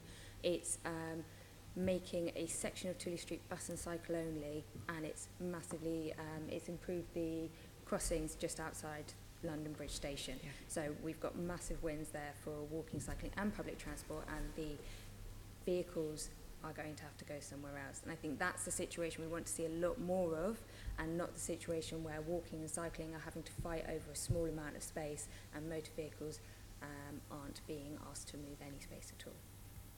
Okay, Will? Can I just add one more thing that I think is crucially important within walking is, and we haven't talked about it, but the sort of innovation and technology piece here is actually how do we actually do wayfinding, how do we get people to walk more? And one of the things that we've just done, and it's just launched, and I encourage everybody to have a look at it, we've got a partnership with a new app called Go Jauntly, which is about, if you go on this website, it gives you walks around London. So if you're interested in Roman history, if you're interested in shopping or boutiques or bars or green spaces, it plots out guided walks around bits of London. We've just uploaded some of the strategic routes onto that walk. It's also got a thing wherever you are in London, if you touch on the app, it will tell you how close you are to a public transport thing, so encourage walking in that respect. So I think actually making it easier for people to be able to navigate, and walking is the best way of exploring our city. It's fantastic. And that and using technology, most people have got a phone, nearly everybody's got a phone in their pocket. Why can't we use that as a mechanism of enabling more people to get around our city and explore it in a healthy way? So I think that there's to answer your question, what can we do? We can use more of that. You know, we can do more of that in terms of embedding our wayfinding into Google, into Apple, into those sort of things, which at the moment are so heavily based on how you drive around the city. How do we actually make it easier for people to get around the city by foot in a pleasant way and plan those journeys in that way? Thank you. Thank you. So I've picked up so far that we need to get hold of your report on bus stop bypasses then. I want to explore more with Gareth the minutes and the outcomes from those meetings, and then the grants programme we can get some more information on that. That sounds really good. Let's look at cycling now, and Caroline's going to lead on that. Thank you. And obviously taking on board the point that Healthy Streets is about making sure things work for people who are walking and cycling, people who are using wheelchairs, people who are blind. This is about making Healthy Streets, as I understand it from what Lucy said, is about inclusive streets that work for everyone. But we're the Transport Committee and we have to check that things are being delivered. So I am in this section talking specifically about cycling, but within that overall context of Healthy Streets. So just to start us off, Gareth and Will, do you want to say just how you think the Healthy Streets approach is ensuring that cycling that we have safer routes for cycling? I mean, I'll start with the safety point, which is that there are a number of complementary activities that we are doing that are all focusing on very similar outcomes. You'll know we've just launched the Vision Zero approach to look at ensuring that danger on our roads is eliminated, and that comes from the perspective of ensuring that it doesn't happen in the first place. We'll be discussing Vision Zero in more detail. Look, someone else is going to be picking that up. Okay. But my point was going to be that when we're looking therefore at how to deal with danger on the roads, one of the most important things that we're doing is looking at vulnerable road users, of which cyclists remain a very key part of that activity. So what we're seeing in terms of cycling delivery is not only about increasing the propensity to cycle under the Healthy Streets outcome, but making sure that it's a safe activity in London's road environment. And therefore, there are a number of both major and small schemes that are happening. So, for example, if you took Old Street Roundabout, which is one of the main transformational schemes, that will have walking outcomes, it will have cycling outcomes, and it's absolutely a safety scheme in terms of making that junction a much safer place for road users. So in terms of the delivery aspect, what we're attempting to do is to take all of the interventions that we're doing and making sure that they are addressing the needs from a safety aspect and then from a policy outcome perspective as far as they can. Thank you, Will. So I think from the Healthy Street portfolio is a large portfolio in challenging budgeting times. It shows how committed this administration and the mayor is to actually driving this change, and the strong investment in making sure London has a bus network, it has a road network, it has a lot of pavements that we can argue whether they are safe enough or good enough. What it does not have is a safe cycling network, which is exactly why we are continuing to prioritize on that, and that investment is delivering at pace. I think I mentioned earlier that when 2016, 5% of Londoners lived within 400 metres of a cycle route. Now 15% do within 400 metres of a cycle route. Now that isn't good enough. It's not enough Londoners, and that's why we've got this aspiration. But I think I would also like to dispel the myth that we are not delivering on cycling, which is perpetually bandied around through some of the social media circles, that we have delivered over 140 kilometres of infrastructure since the mayor came into power. And as part of this, we've doubled the amount of protected space that was delivered. Can I just check what you mean by protected? So I mean protected, I mean that includes space that includes full segregation, semi-segregation, step track, shared pedestrian cycle tracks. What it does not include is filtered space, in terms of, but that is not to say that filtered space, so there are different ways of making sure that a cycle route is safe. Partly when you have, one route of that is to protect the cyclist physically, which is the embankment, for example. You can see that protected space with the line down there. But there is also an approach which we use on our quiet way network, which is also about making it safe for cyclists and appealing for cyclists, where you can provide some protection by reducing the car volumes and reducing the car speeds, as well as other aspects to that. So there are two ways of doing that, but for when I'm talking about those protected space in terms of those figures, it's full segregation, semi-segregation, step tracks, and the shared pedestrian cycle tracks. So do you include quiet ways in protected space? Well, I include some bits of quiet ways, which include if you want the sort of full breakdown of that 40 kilometres, which is done on the sort of as a response to the challenge that and the commitment that the challenge initially from the cycling campaign and other campaigners to triple the amount of protected space in London, which was done on the route kilometres, so it's going both ways, because you've got that. So you've got, so far this term under this mayor, we've delivered, I think, 11.5 kilometres of cycle superhighways of that. Within the mini Hollands, there have been 21 kilometres, 20.8 kilometres, I think, of protected routes according to that, in terms of that. And quiet ways, there have been about 5.7 kilometres of that protected space within the quiet way programme. And then within the London grid, which is a sort of slightly geeky internal term, but it's essentially the denser network of cycle routes within there, there's about 3.6 kilometres of route along that. So the protected space comes from a raft of different investment programmes. Mm-hmm. It's not saying that it's only delivered through cycle superhighways. No, it's delivered through the quiet ways. Absolutely, although obviously for a route to be protected, if we're going to change the profile of the people who are cycling and making those everyday journeys by bike, and if people are going to cycle with their children to school, they don't want to be on a route that suddenly becomes a quiet way where you might be tangling with lorries, deliveries, where you have to pull out into traffic. I mean, on some of the quiet ways, I would feel anxious about travelling with a child, and I certainly know, friends of mine who are nervous new cyclists would not feel comfortable and confident to cycle on some of the quiet way routes. But that's two different issues. Saying that that you need the uniformity of infrastructure along a whole route is a completely different thing to the quality of the. You did say that if you're cycling along and suddenly it turned into a quiet way, you wouldn't like that. No, it's the point is that on some of the quiet ways, there is too much traffic still. The volumes of through traffic are too high, so you need more filtering. And you are also on some of those routes dealing with delivery lorries. When the Transport Committee with Assemblymember Pigeon and I were, and Assemblymember Prince were cycling some of the quiet way routes with Transport for London, you were with us, we encountered outside the Barbican a massive BBC outside broadcast vehicle that meant we all had to get off our bikes and push up on the pavement. Now it's not a surprise that there is an outside broadcast van outside the Barbican. That needs to be designed into a quiet way to make it into a route that could then, I accept, you don't have to be totally physically segregated, but you do have to be protected from deliveries and having to pull out into traffic, and you have to be protected from high volumes, high throughputs of traffic on these routes that are going to be part of a network. I agree. The quiet ways, sort of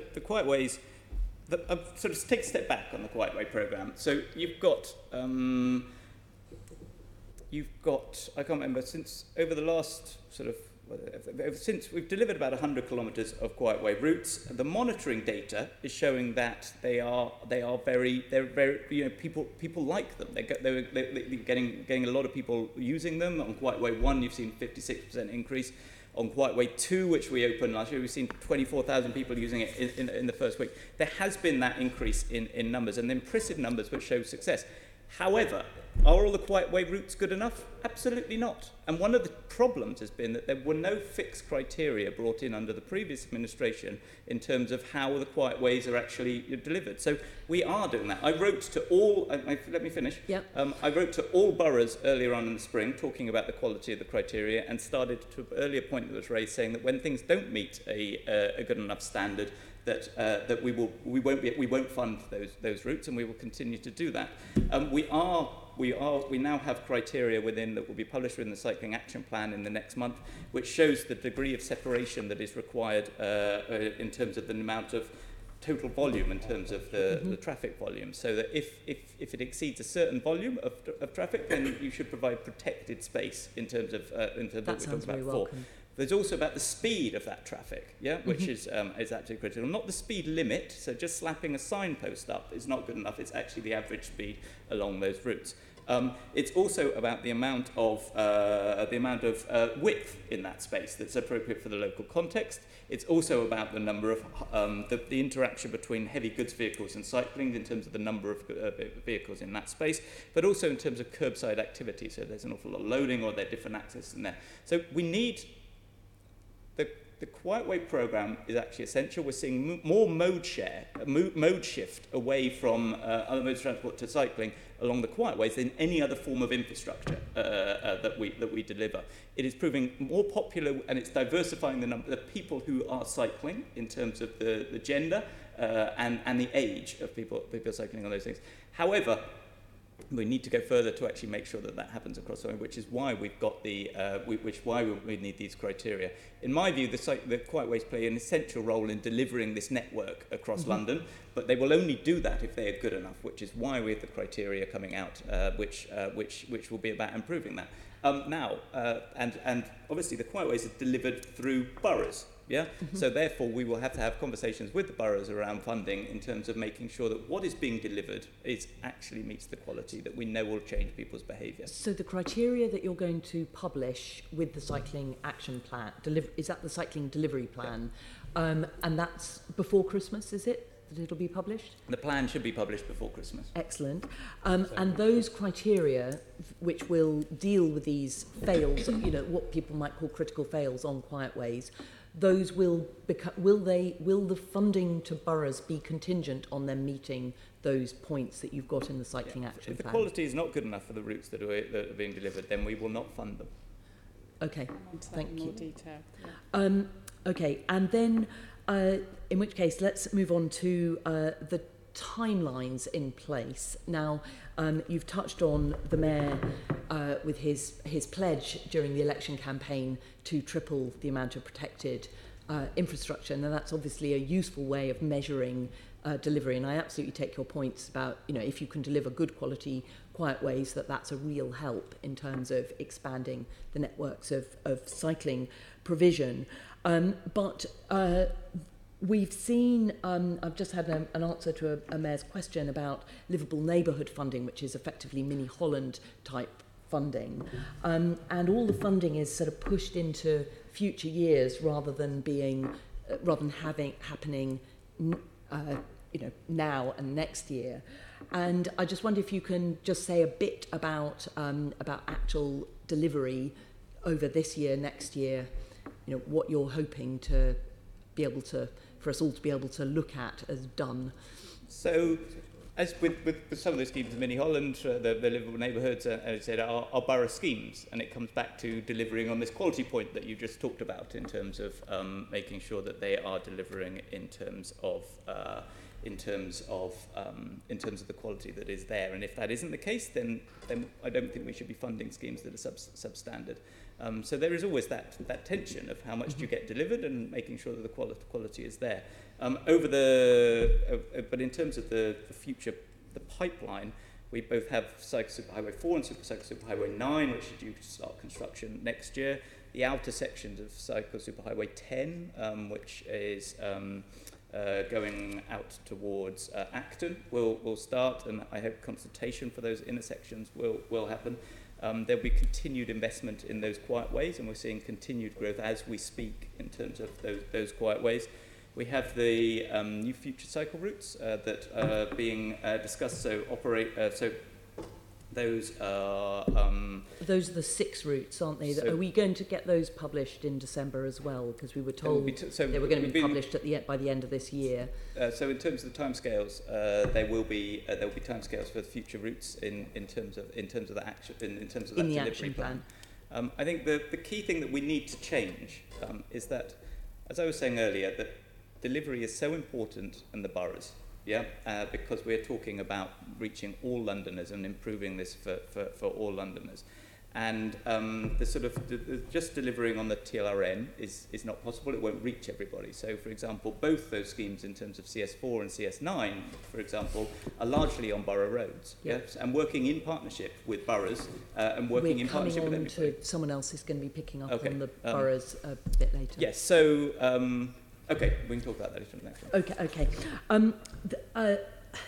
Then what about, you've got schemes like CS11, which have been completely blocked by being taken to judicial review.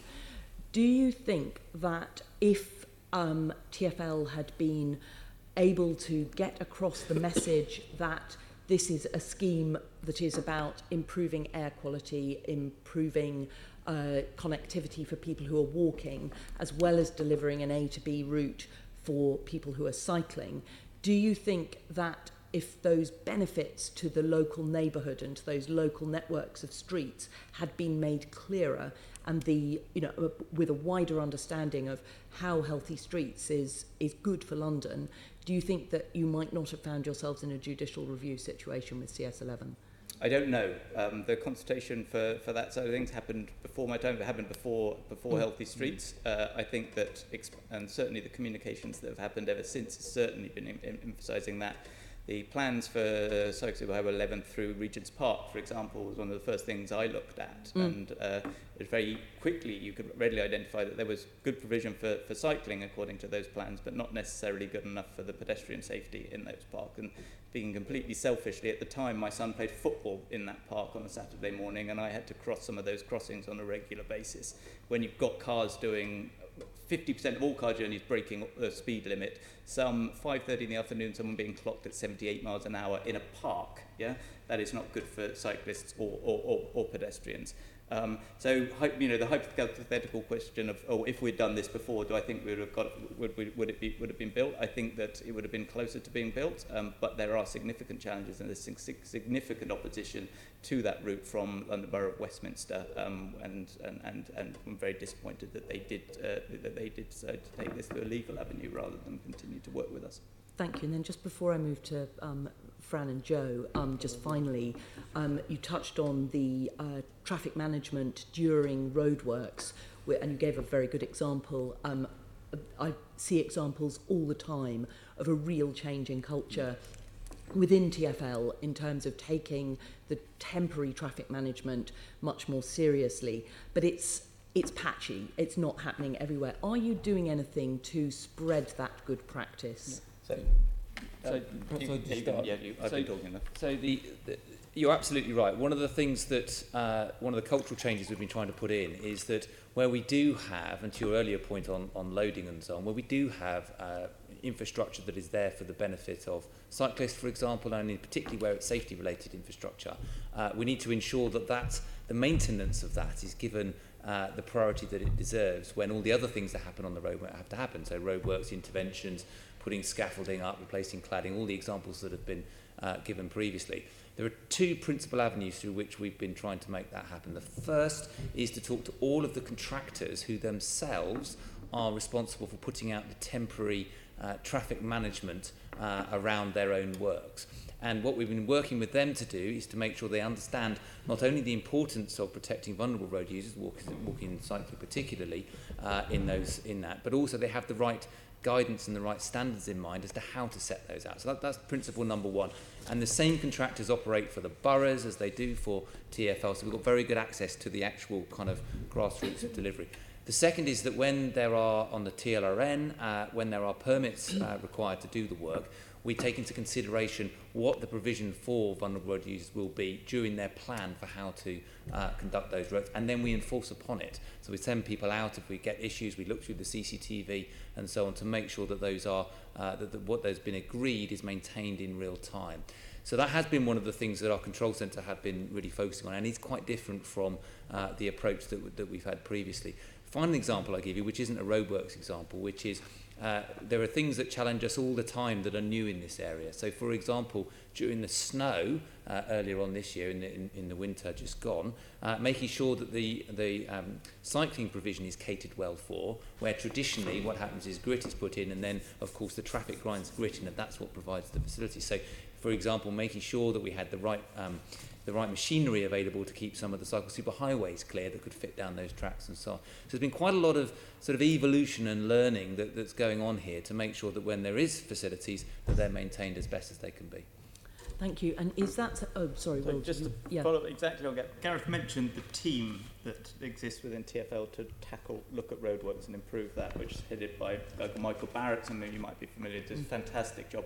Problem is that that's one group of people, and London's a big place. Yeah. So the other piece of work that I'm really pleased that team has done is actually condensed all the work that they do, working with contractors, as Gareth said, and all that engagement into a guidance piece, which TfL will be that will be the expectation on our roads. But we also are encouraging the boroughs to use that same approach. Yeah.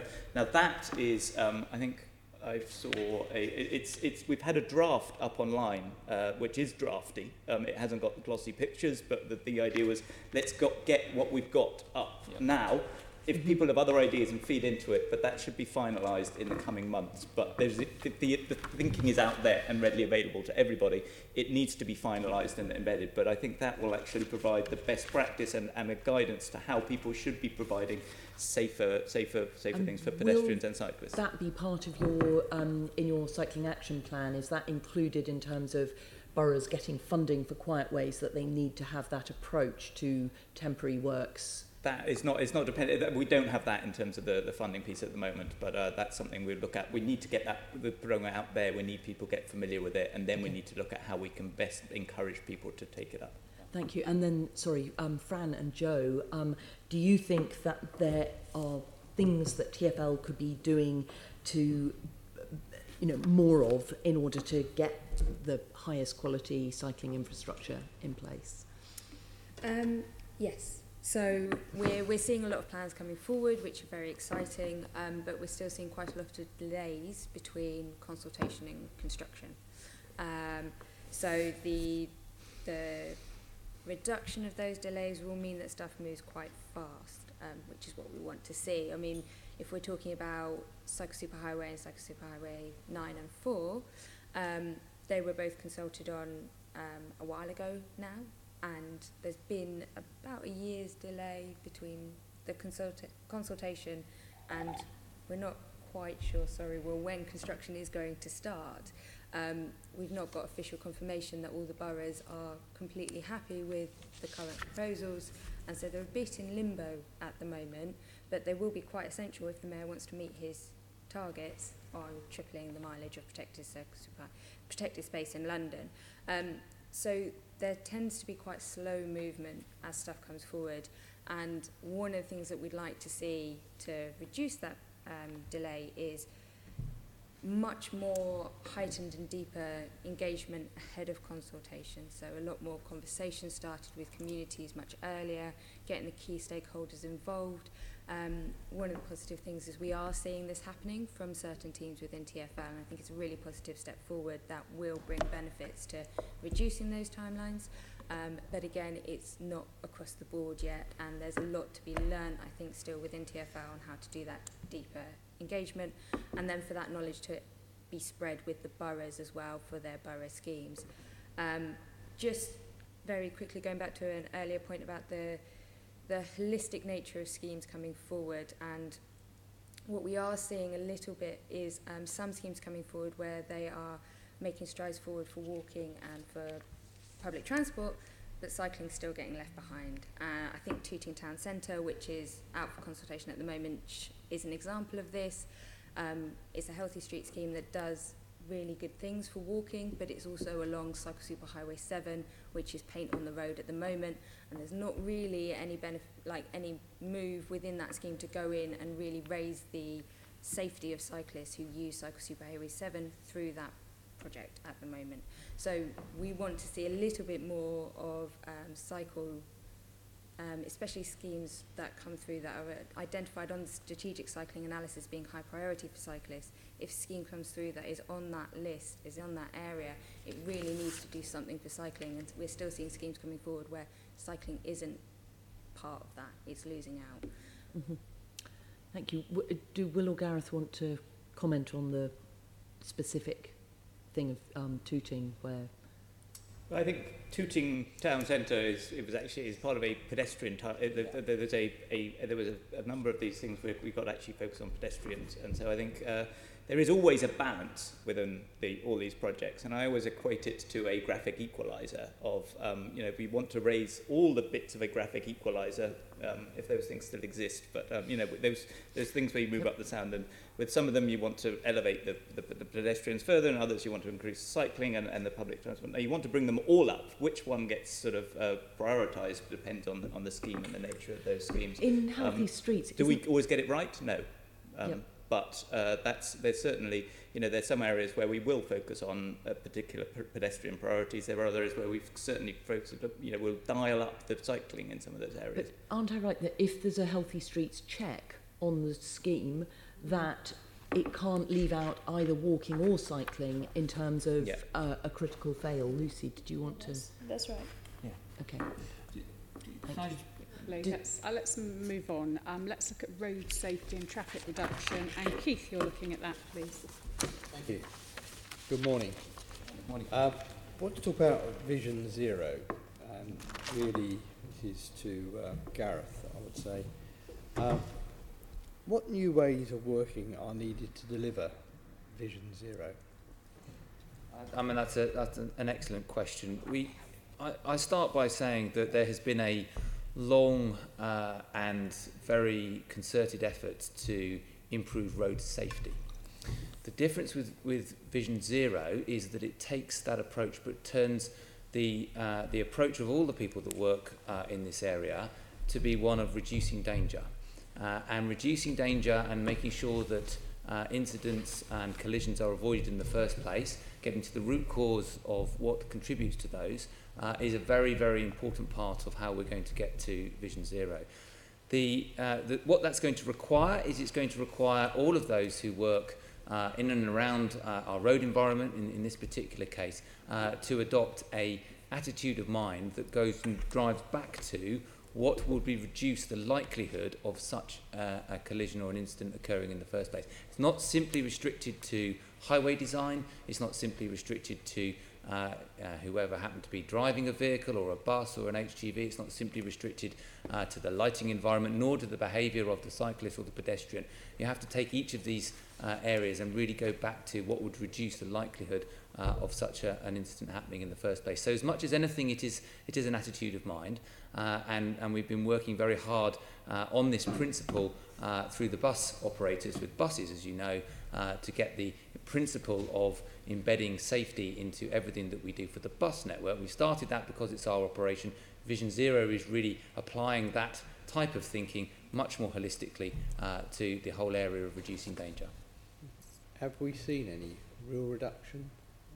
So we've seen very good improvements over the last few years in reduction in road danger. However, it is not fast enough, and it is not delivering as quickly as any of us would like it, because nobody wants to see any harm come to individuals who are going about their own activity for whatever reason, through fault or no fault of any one individual on the network. So absolutely there have been systemic reductions over time, and there's a long-term trend of achieving that. In the last year or so, that trend has flattened, intensely frustrating, and it's now the ambition to take that and move it faster, more quickly, by galvanising people around this Vision Zero concept. I think that's the point. In recent years, we haven't seen a significant reduction, especially for the most vulnerable road users, which is motorcyclists. So absolutely, motorcyclists are overrepresented for the proportion of users of the road network that they represent. They're overrepresented in those that come to harm on our road network. There's a variety of ways in which we are trying to address that issue. Infrastructure is one of them, but importantly, so is behaviour, so is enforcement, so is education. And all of those are very important, and we need to make sure that all those that are using those motorcycles and scooters and so on, particularly those who are doing it for work, as well as those that are doing it for pleasure, have the right training and the right protection and the right education, as well as ensuring that other road users and the infrastructure is fit for purpose. So we have been doing some work, for example, with some companies who employ moped-type delivery drivers and so on, perhaps in the fast food sector and so on, to provide additional training and so on to their employees and those who work for them.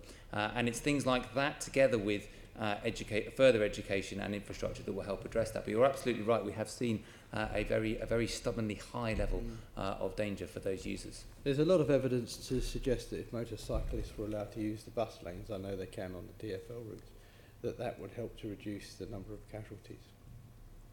So, as you know, this is a long-standing issue about enabling motorcyclists to have the right facilities.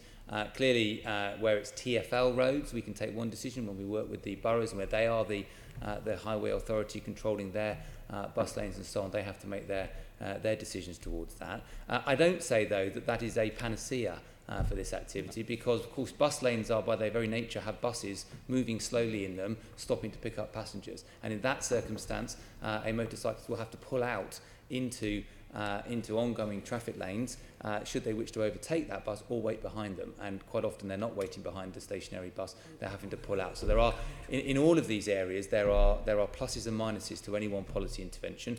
The critical thing from a TfL perspective is to make sure that we analyse the evidence that we see in terms of what's contributing to these issues, and make sure that the policy analysis then determines what we can do going forward. I don't want to lengthen the debate about motorcycles, but you are of course completely wrong when you say that motorcyclists using bus lanes means that when the bus stop, the motorcyclist has to go onto oncoming traffic. Quite the opposite's reverse. When motorcyclists can't use the bus lane, he's forced to the very outside lane, which means he is constantly facing oncoming traffic. When he's using the bus lane, yes, he may have to overtake the bus, but that's with traffic going in the same direction as he is. Sorry, Keith, yes, I apologise, I misspoke. Have to go into the lane where traffic is moving potentially quickly, absolutely, and you're right. Of course, if it is only a situation where you have single lanes on both sides, if they want to overtake traffic, they will be going onto an oncoming lane if they're moving with generalised traffic. If they're moving with buses, of course, if there is a lane that is traffic moving in the same direction, they'll pull out there, absolutely. My point was only that there is, every intervention that is made has both a benefit and potential risks with it, and what we must do is focus on the evidence that we have and make sure that the policies that are put in place are the right for that particular location. Let me just make the point that as a motorcyclist, or motorcycle most days, I would far rather pull out into traffic that's going in the same direction as me and the same speed as me than having to pull out into traffic which is going in the opposite direction and is arriving at twice the speed. Okay, moving on, priorities in relation to the government's highway code. You know the highway code is being reviewed by the government. What sort of priorities do you think we should be calling upon the government to look at in their considerations? So we're, I think, pleased that revisions are to be made to the highway code, and I know Will and others have been involved in making sure that government understand all of the policies and interventions that we're making in London and can take account of all of the evidence that we're assembling for the progress that's been made in London, and then make adjustments to what is a national code. Some of that is about making sure that we take full account in the highway code of vulnerable road users and make sure that they are properly accounted for in the way that the code is revised. Some of that is about making sure that we have the right overall advocacy nationally and make sure that people understand those. So we've been inputting into those. Clearly the revisions are a matter for national government, but we'd like to see many of the types of interventions that we talk about in Healthy Streets in terms of making sure the streets are a healthy and protected environment, that those follow through into the highway code, that all users of the road network will follow. Thank you. And do we have any examples of international good practice that we can adopt and that we might want to suggest to the government at all? Well, do you have any of those ones? I've got one where I think we might be leading some of the international best practice, which I think is it ties in with the Vision Zero. As Gareth said, the Vision Zero is about the design of the streets. It's about the safer speeds in terms of the rollout 20-mile-an-hour zones, for example, in appropriate areas. Safer vehicles is absolutely critical, and safer behaviours. And if we just touch on the safer vehicles for a moment. For vulnerable road users, which you rightly pointed out earlier, are disproportionately represented in the fatalities, and that's where we've got the problem of actually how do we reduce the number of vulnerable road users and how do we get that downward trend. It's alarming how many of those vulnerable road users are being injured by heavy goods vehicles. The HGVs represent, I think, for cyclists out of cycling fatalities, I think about 63% of all cycling fatalities associated with heavy goods vehicles, about 25% of pedestrian fatalities associated with heavy goods vehicles. And the reason why that is that you can't see out of the heavy goods vehicles. It's the blind spots are just in the front and the sides. And this is bad for not just the vulnerable road users, but also for the drivers themselves. If you spend any time with the drivers, it's a stressful experience driving on London's roads, delivering the things that we need for that. So there's a benefit to the operators. One of the things that we are doing is bringing in a direct vision standard for London, which will require that London, we're the first place in the world that has actually rated the number of trucks available in terms of the amount of vision that you can see out of it, and broken it down into 6 categories. The 0 stars are the most dangerous, 5 stars are the best vehicles. What's fascinating with there is that you're actually beginning to see this approach that we're taking that won't be rolled out until next year, already influencing purchasing decisions in London. So Thames Tideway, which are delivering the super sewer, have already bought, I think, 27 different, it's in the 20s of these vehicles. Some of the concrete companies, you're seeing the decisions being made. And I never thought I'd say this in my life, but I was at the truck expo the other week and the operators and the manufacturers, are rolling out more of these designs and models. What's interesting is other cities are beginning to look towards this to roll it out, because obviously a truck doesn't just serve London. You can't design a truck for London. The European Commission, Brexit or no Brexit, the European Commission are looking at bringing that same approach into their legislation. Now that changes the European supply chain for vehicles so that we can design that out at source. So there's an example where London is actually recognising the specific challenge we face in London for vulnerable road users. The work that we've done is actually now being taken out more internationally, and the US cities are looking for us to do that as well. So there's an example where we've certainly been taking a lead internationally on that. Unfortunately, and it's a very good answer, the question was, what other examples from other countries can we have? So we had the other day a launch event for Vision Zero, and we had very interesting presentations from a gentleman from Sweden who's been taking the lead in Vision Zero kind of policy development work, and also from a lady from New York who'd been adopting a Vision Zero approach for a number of years. Both very different circumstances, both have different things that we need to learn from in London, but nonetheless we are looking to internationally to find out where we've got good practice and where there are areas that we can adopt things that have been successful elsewhere. And those are 2 example areas. And can I follow up with some specifics on that? Sure. I mentioned the safer streets piece is actually critical and as one of those pillars of Vision Zero. Looking to what other European cities, predominantly European cities, are doing in cycling in terms of Amsterdam, Copenhagen, the Netherlands, Denmark.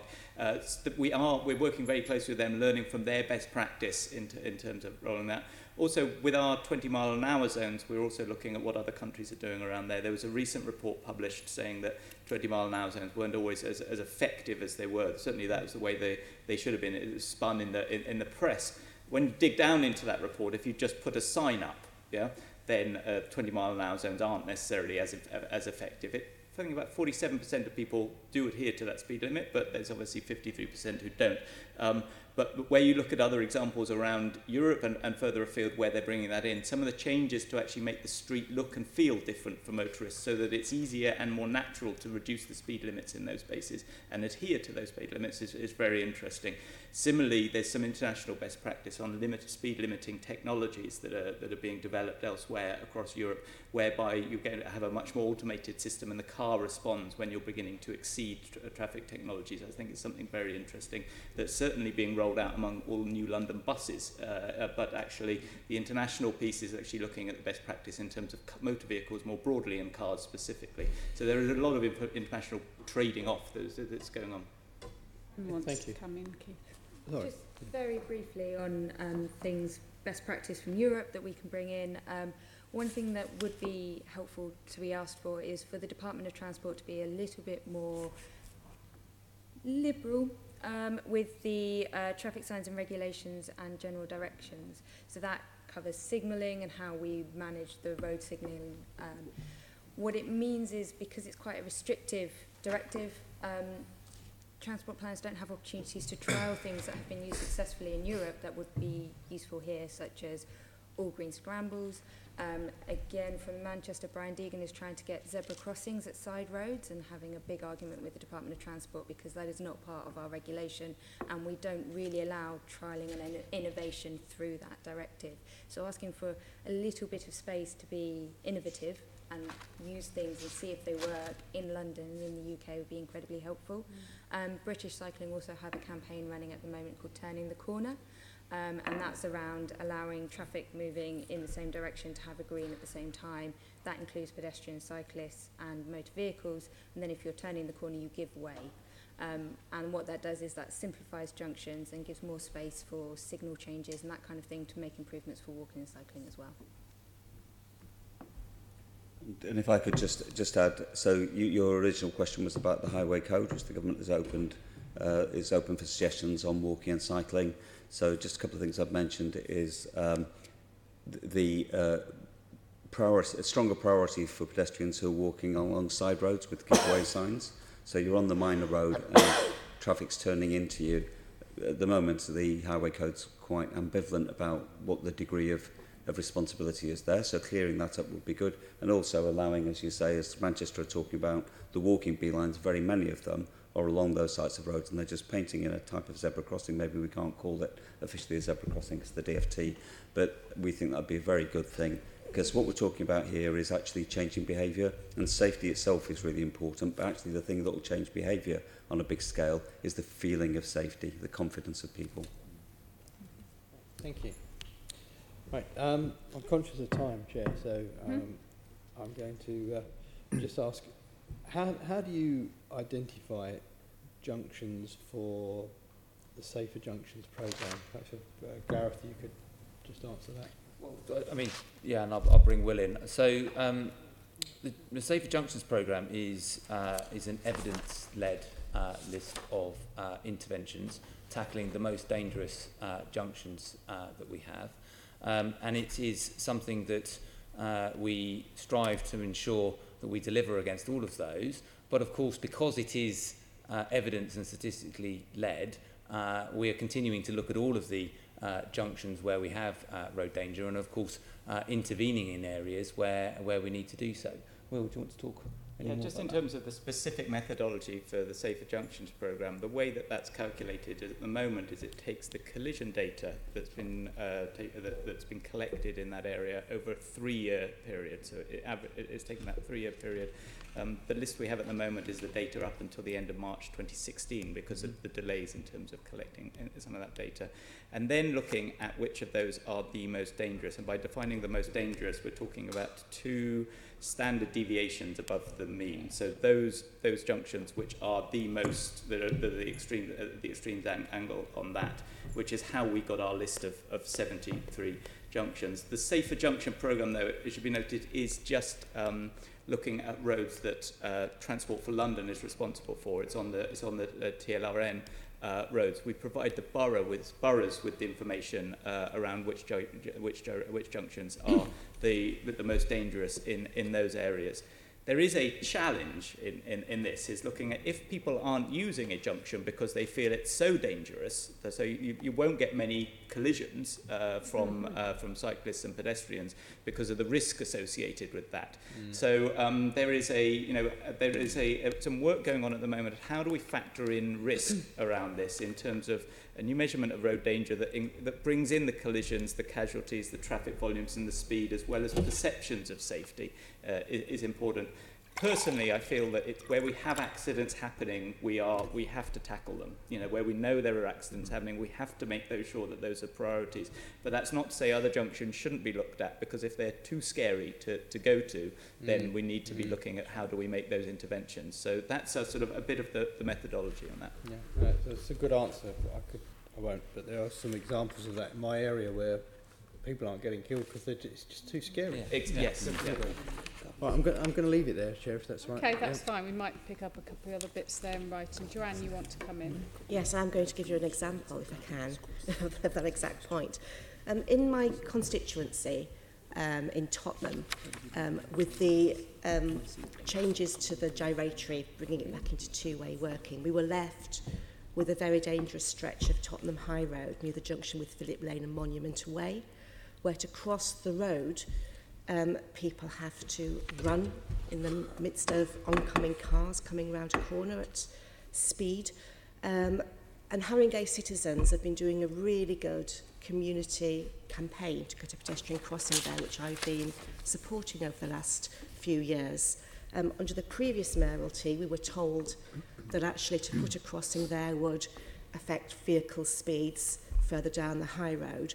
But I'm glad to say with the new approach, TfL officers really worked closely with Haringey citizens, and actually you've done a feasibility plan which showed that a crossing can be put there.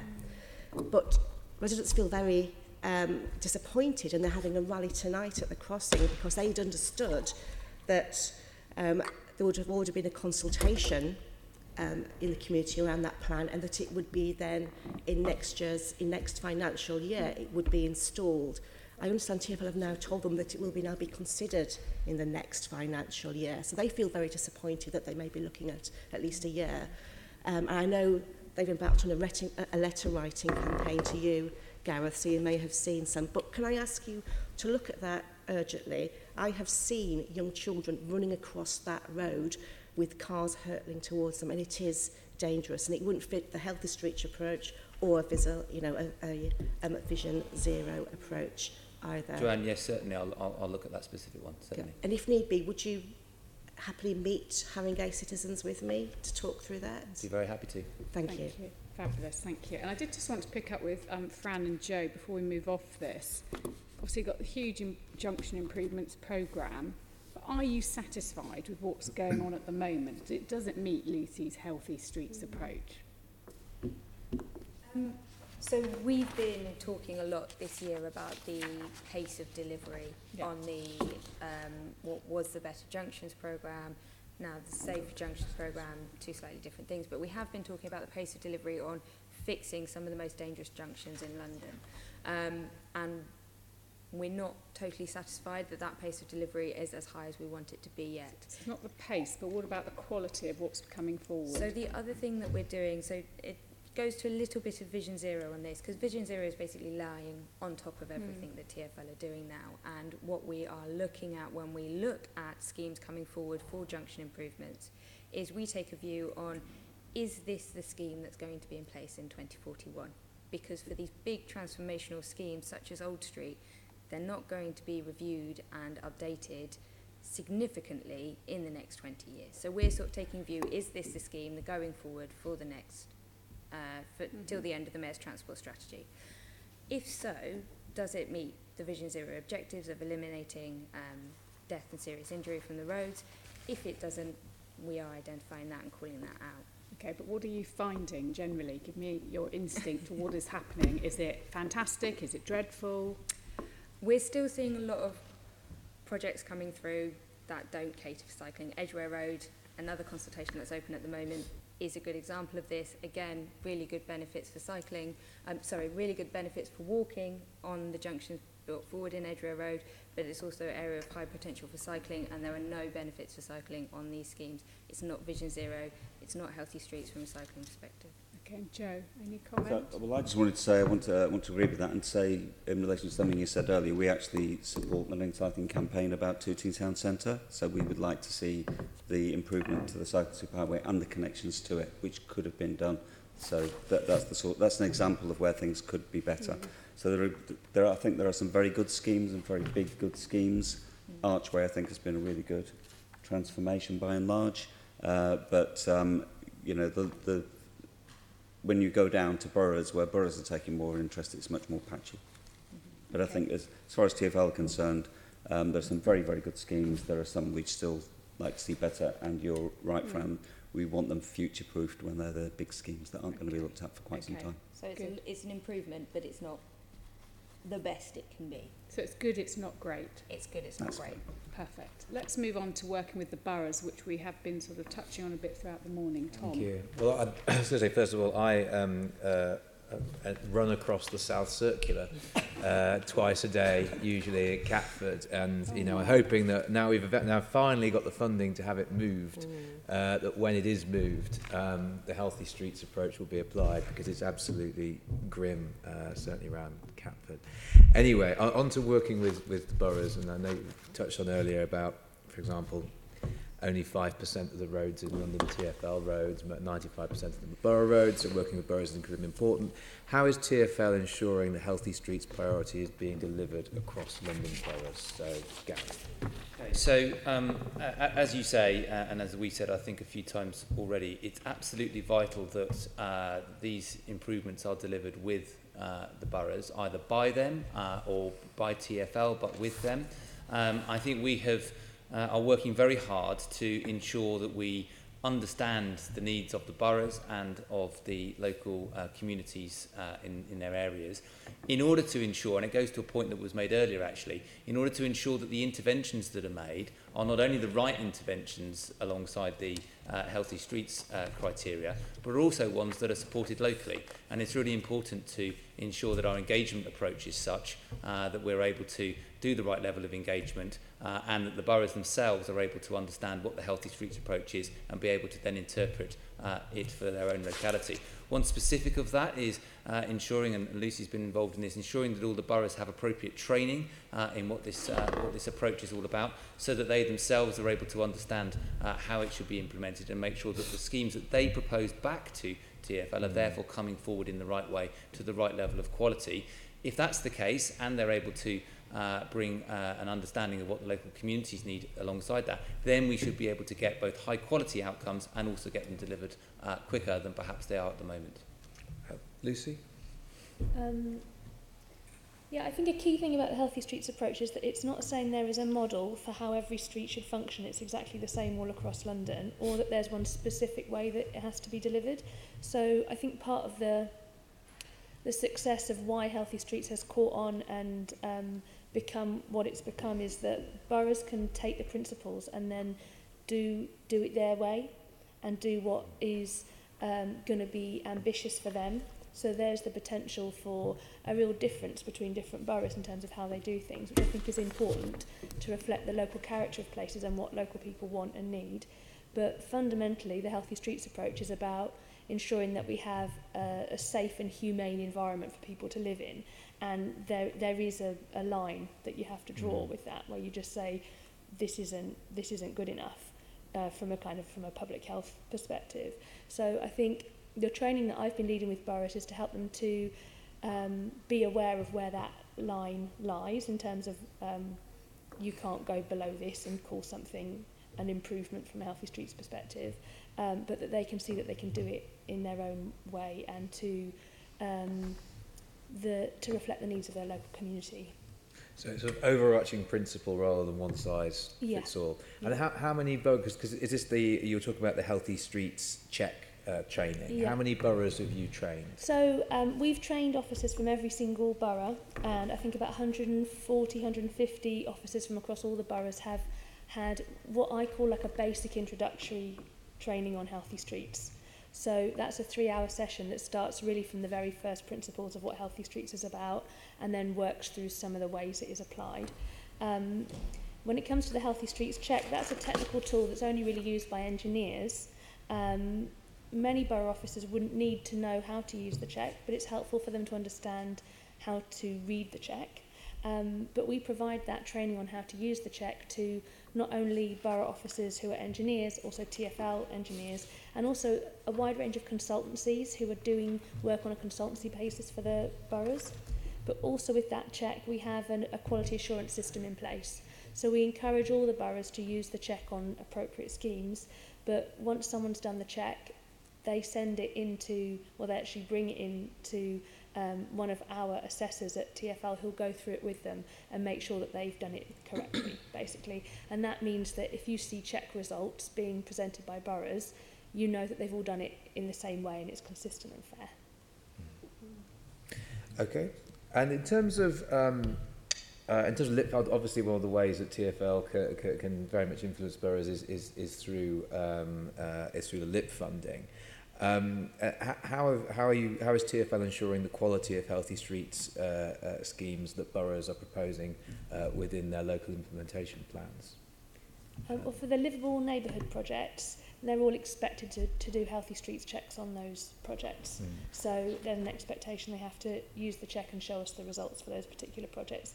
But the LIPs are at a much earlier stage in the process. I don't know if Gareth or Will wants to pick up on that. Well, certainly, as you know, so we've got a number of things in terms of the way that we fund boroughs. There's funding that is applied across the boroughs via a formula approach, and then there are boroughs bidding into specific programmes such as livable neighbourhoods and so on. Each borough, though, is also required, as you know, under the processes to produce their local implementation plan following an update of the Mayor's Transport Strategy, which is happening right now. So boroughs are submitting those, and those have been evaluated by the city planning team and so on. And that process runs through to March, when those plans will then be discussed with the Mayor and so on, as per the processes that are set out. So there's both the opportunity to look at healthy streets through individual schemes. There's also the opportunity to look at healthy streets through the wider plans that boroughs set forward as part of their LIP process. Sorry, yes, Will. Sorry, and just to lead on that there is this is about how the Mayor's transport strategy gets embedded in local areas. So there is provision that if the Mayor is not satisfied with those plans that are being presented at the moment, we can the Mayor can choose to ask the borough to submit a revised proposal and go back. So there's an awful lot of toing and froing to make sure that those LIPs are. And how prescriptive can you be? Because, you know, one of the things we've heard here, particularly with regard to quiet ways, for example, is boroughs can be very reluctant, you know, for local political reasons they see it, not to want to NIMBYism, exactly, not to want to do it because they perceived as, you know, sort of unpopular with certain groups. How much can the Mayor push back? And, you know, can for example, there can be conditions saying, well, if you're not going to you invest in this, then we're going to withhold some of this funding. Ultimately, under the sort of grounds of legislation, is that if the Mayor is not satisfied with a particular LIP, we can ask to resubmit it. And ultimately, I think there is the provision for the Mayor to provide to develop its own LIP for that borough. I don't think that has actually happened in the past, but there is certainly the provision for that, which is why the TfL team and the GLA are looking very closely at those plans. But as Gareth said, the LIPs are, you know, that's a 3-year plan. It's then also vital that we've got the sort of embedded the quality criteria in the other funding programs that exist across the board. So it's not just all in the LIP program, but obviously that sets the direction for the borough. So that's why this is such an important document for delivering the MTS across London. I think it's helpful that the sort of nuclear option is an option, is on the table in theory. Hopefully, of course, boroughs would seek to negotiate. I know some of the quality coming in from some of the boroughs is really excellent, and it really shows, and not just from the usual suspects as well. In terms of this, I think it's fantastic. It shows how some boroughs have really embraced this at a political level as well as at an officer level, and I'm hearing very positive things about some of those LIPs. So we are seeing a change. I haven't seen them. I haven't seen any of them in detail, and I haven't heard about them all. But I'm optimistic we will be seeing some good stuff coming through. Excellent.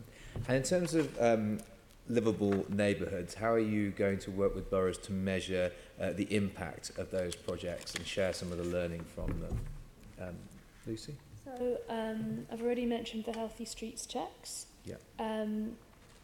I know that we have staff within TfL who are working closely with each of the boroughs on their livable neighbourhood project to help them to make sure that they embed from the beginning some clear principles on what they're doing and why they're doing it, and making sure they're collecting data that they can use to monitor progress in the same way that we do for TfL projects. Just coming on that as well. In terms of the Livable Neighbourhood Programme, I think we had 20...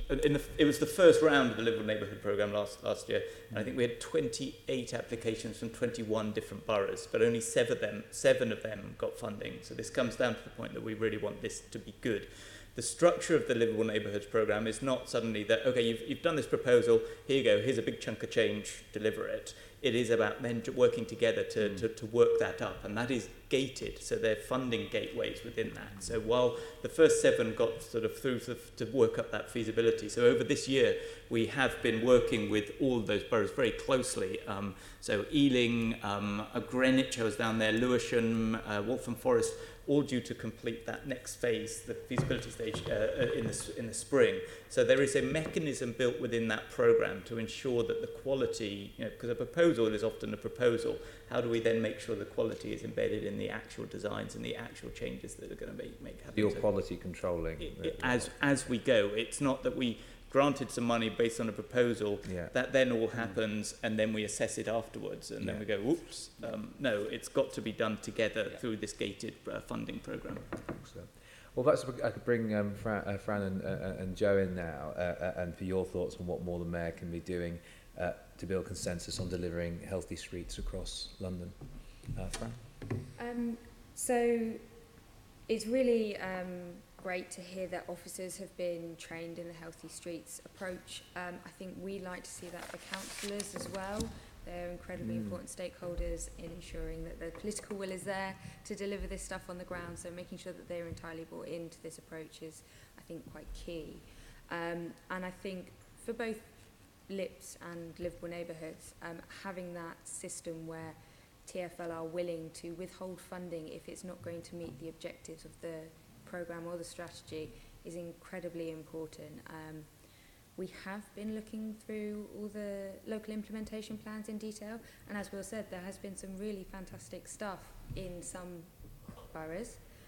Some of the not usual suspects as well are actually really coming forward and putting quite ambitious stuff in, but there is still some boroughs who are just rejecting the Mayor's transport strategy essentially through their local implementation plan, and what we want to see is them drastically scaling up what that is hoping to achieve through negotiation with TfL, and for TfL to be brave enough to say this isn't going ahead until it's drastically better. With the livable neighbourhoods, the same thing. The gating system for us is quite a positive thing, not just handing the money and saying away, go do it, but actually having some quality control on that. And again, being brave enough, if a borough comes forward and says this is what our plan is, if it's not good enough, if it's not meeting the objectives of the livable neighbourhood programme, for them to be working with them to bring it up to standard rather than them just getting the funding. That's incredibly important for us. And just to say briefly around the livable neighbourhood programme, both us and Living Streets are incredibly supportive of the livable neighbourhood programme. We think the engagement that some boroughs have had over the last year in this programme has been really fantastic. We've seen a step change in how some boroughs are talking about walking and cycling schemes, which I think has been part of this programme's result, which has been fantastic. And we've been working quite closely in boroughs and also across London on this programme as well, because we see it as so important for our organisations. We ran a joint campaign in the run-up to the local elections asking for commitments to bidding for this programme, bidding for high quality bids, and we're really pleased to see it moving forward in the way that it is. So, agree with all that. Can I make a slightly wider point, which is, I think, the absolute nub of the issue here about implementation, and that is you've got your healthy, let's say you've got your healthy streets assessment, and you've got the results of that, but you've also got information about traffic flows and traffic movements.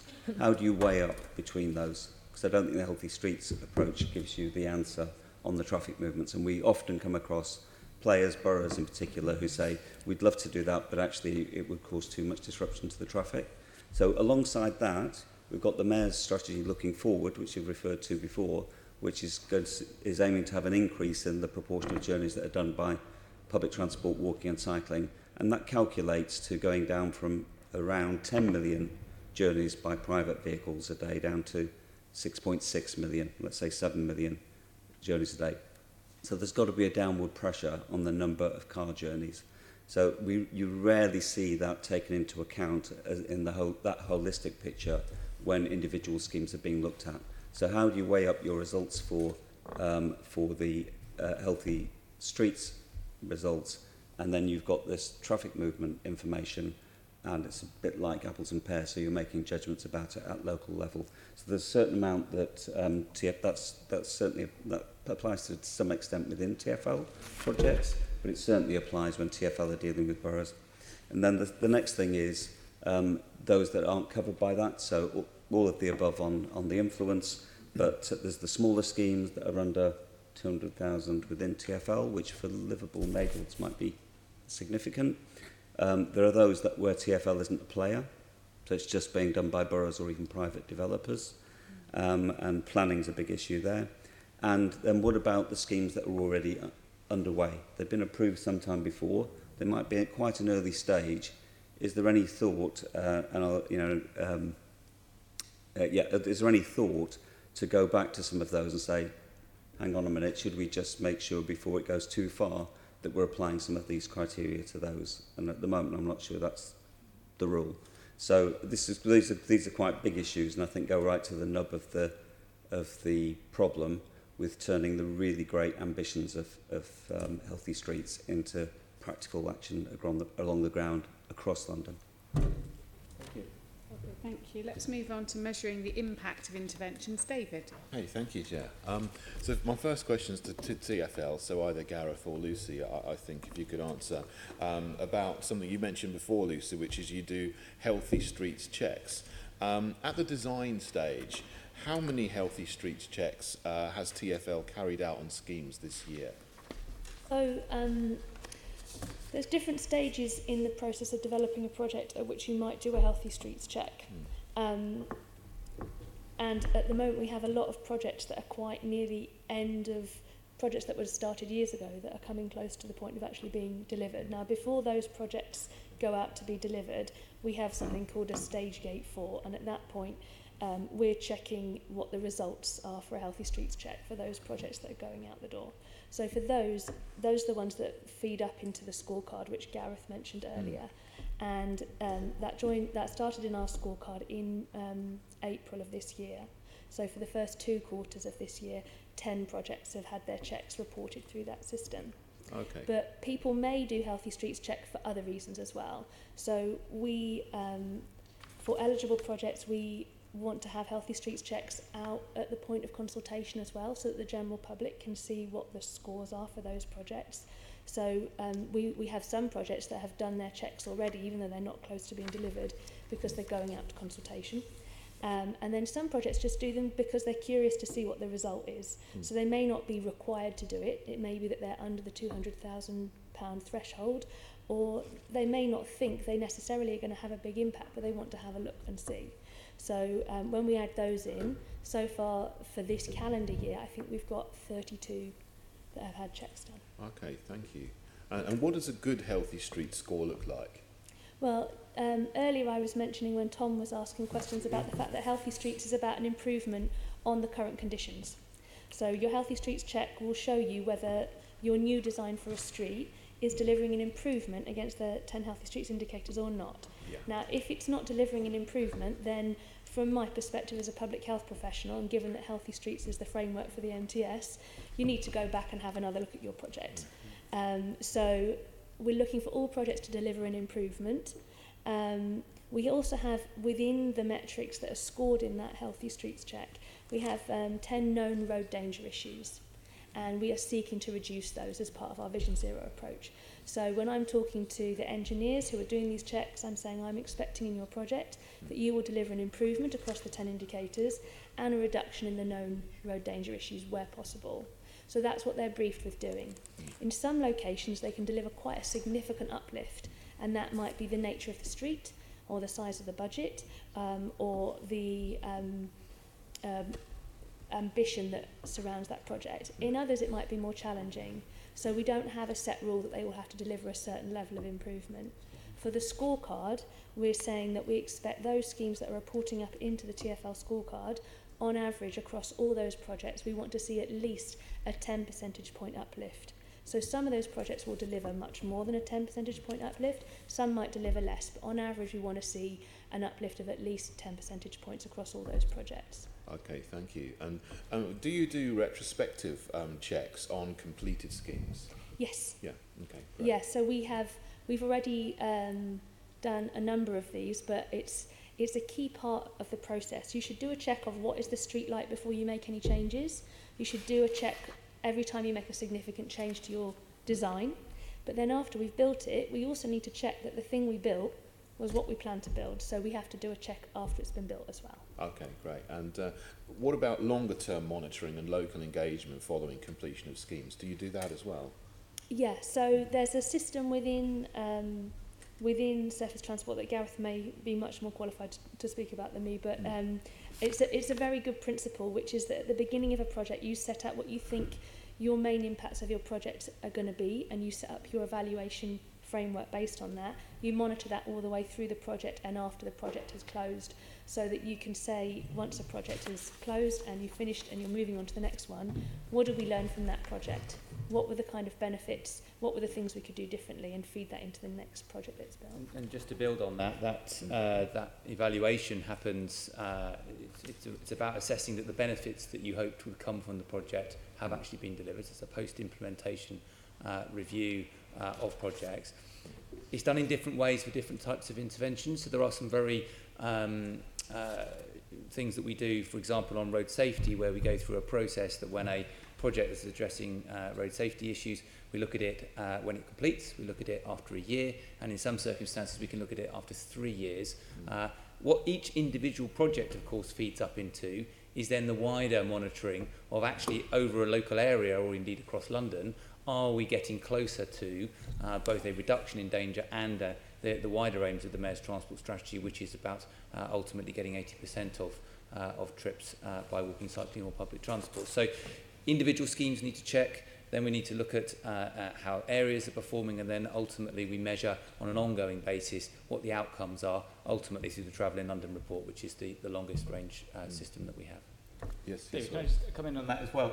I think it's also important to emphasise that when we're doing that post-check, there might be changes that then need to be made to that scheme. Right. So not saying that the scheme is all done and dusted because the plans that were originally delivered is sort of, it might need further iterations, or there might be some unforeseen challenges that come up with those changes. So I think that's something that there's examples on some of the quiet ways, on some of the cycle routes where they have.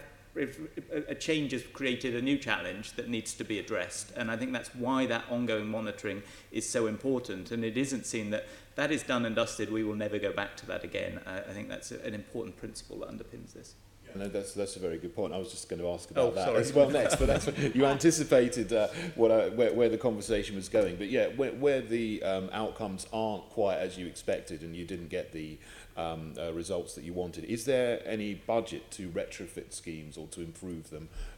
On the basis that your post intervention checks show that further work needs to be done. So we are adopting a programme approach here in terms of the funding, and what we're able to do is to prioritise where any individual bit of funding goes depending on the need. So clearly if we've implemented a scheme and there is an aspect of the scheme that needs to be adjusted to get much more benefit, it's going to be very beneficial for us to go and do that piece of work as part of a larger intervention. So we make sure that we're able to re-evaluate through the overall programme where the best set of interventions are. What we're not doing is, and I think historically this may have been the case, but it isn't now, what we're not trying to do is to put individual kind of parcels of funding into different locations and say, right, we'll spend that much on this and that much on that, because actually the way to get these outcomes is to take that programme approach and be able to make those decisions when you need to make them. Okay, thank you. If I could ask Joe and Fran what you think about the Healthy Streets checks, and if TfL need to be doing more, or are you happy with how they're operating? I think we'd like to see more of them. We have some big schemes coming through that we'd like to see bigger improvements on the scores on them. I think the scoring system at the moment is quite flat, so it doesn't accurately reflect if someone's made large improvements. They're not going to see a massive jump in their Healthy Streets check score. It's just going to be a few points up, and I think that we'd like to see that more reflective of if you make big changes, if you drastically improve things for walking and cycling, you do see it quite a large uplift in your scoring system. I think that's good feedback for especially boroughs when they're using them, but also helps demonstrate what the changes and the impact the changes are having. I think in terms of review and going back, we'd like to see more of that, and I think we're not quite sure on the timescales of what that happens in at the moment. We have had, I think Ludgate Circus is on the Safer Junctions programme. Since the upgrades there, there's been a pedestrian fatality and a serious injury. So obviously that needs to be reviewed and have a look and work out why the KSI is still happening there, but we're not quite sure what the timescales for that are. So a bit more clarity about when improvements are going to be made, when people go back and they see that they're not working at the level that they should be working at. That would be helpful for us. Okay, thank you. So just to underline that, so I'd say yes, turning into action. I had somebody from the City of London in relation to the Aldgate scheme was showing us the results there, and it's a very big improvement, as we said. And he said, I don't know what on earth you have to do to get 100%, because they've done so much, and it still that shows more to be done. But there we go. That's probably because it's about the change. But a bit of a yeah, it's a bit of an 8 out of 10 for that. But the I think my big point would actually be about the extent to which you look at not schemes that are completed already, but the quite big schemes that have started, didn't take this into account at the beginning, and now are in progress before it's too late to change things. So I'll give you an example of that, which is Wandsworth. So maybe that's happening, so I'd like to see that happening to a greater extent. But Wandsworth, for example, the town centre, where the modelling of journey times show it'll be worse for walking, worse for cycling, slightly better for motor traffic. It seems a strange result for, given the wider context of what we're talking about. Okay, great. Thank you. Good answers. Yeah, thank you. Right, we're on our final section. I'm sure you'll be relieved to hear. We're going to look at how you deliver mode shift. Navin. Thank you, Chair. We already covered some ground on this issue. I think, Will, you mentioned in this area that there's been quite a bit of transformation, though you sort of added that it does take time to achieve the kind of mode shift. I've got a couple of questions. The first one is what changes has TfL made to organisational performance measurements in order to reflect the healthy streets priority? Lucy, do you want to come in first? Or, yeah. What organisational changes TfL's made?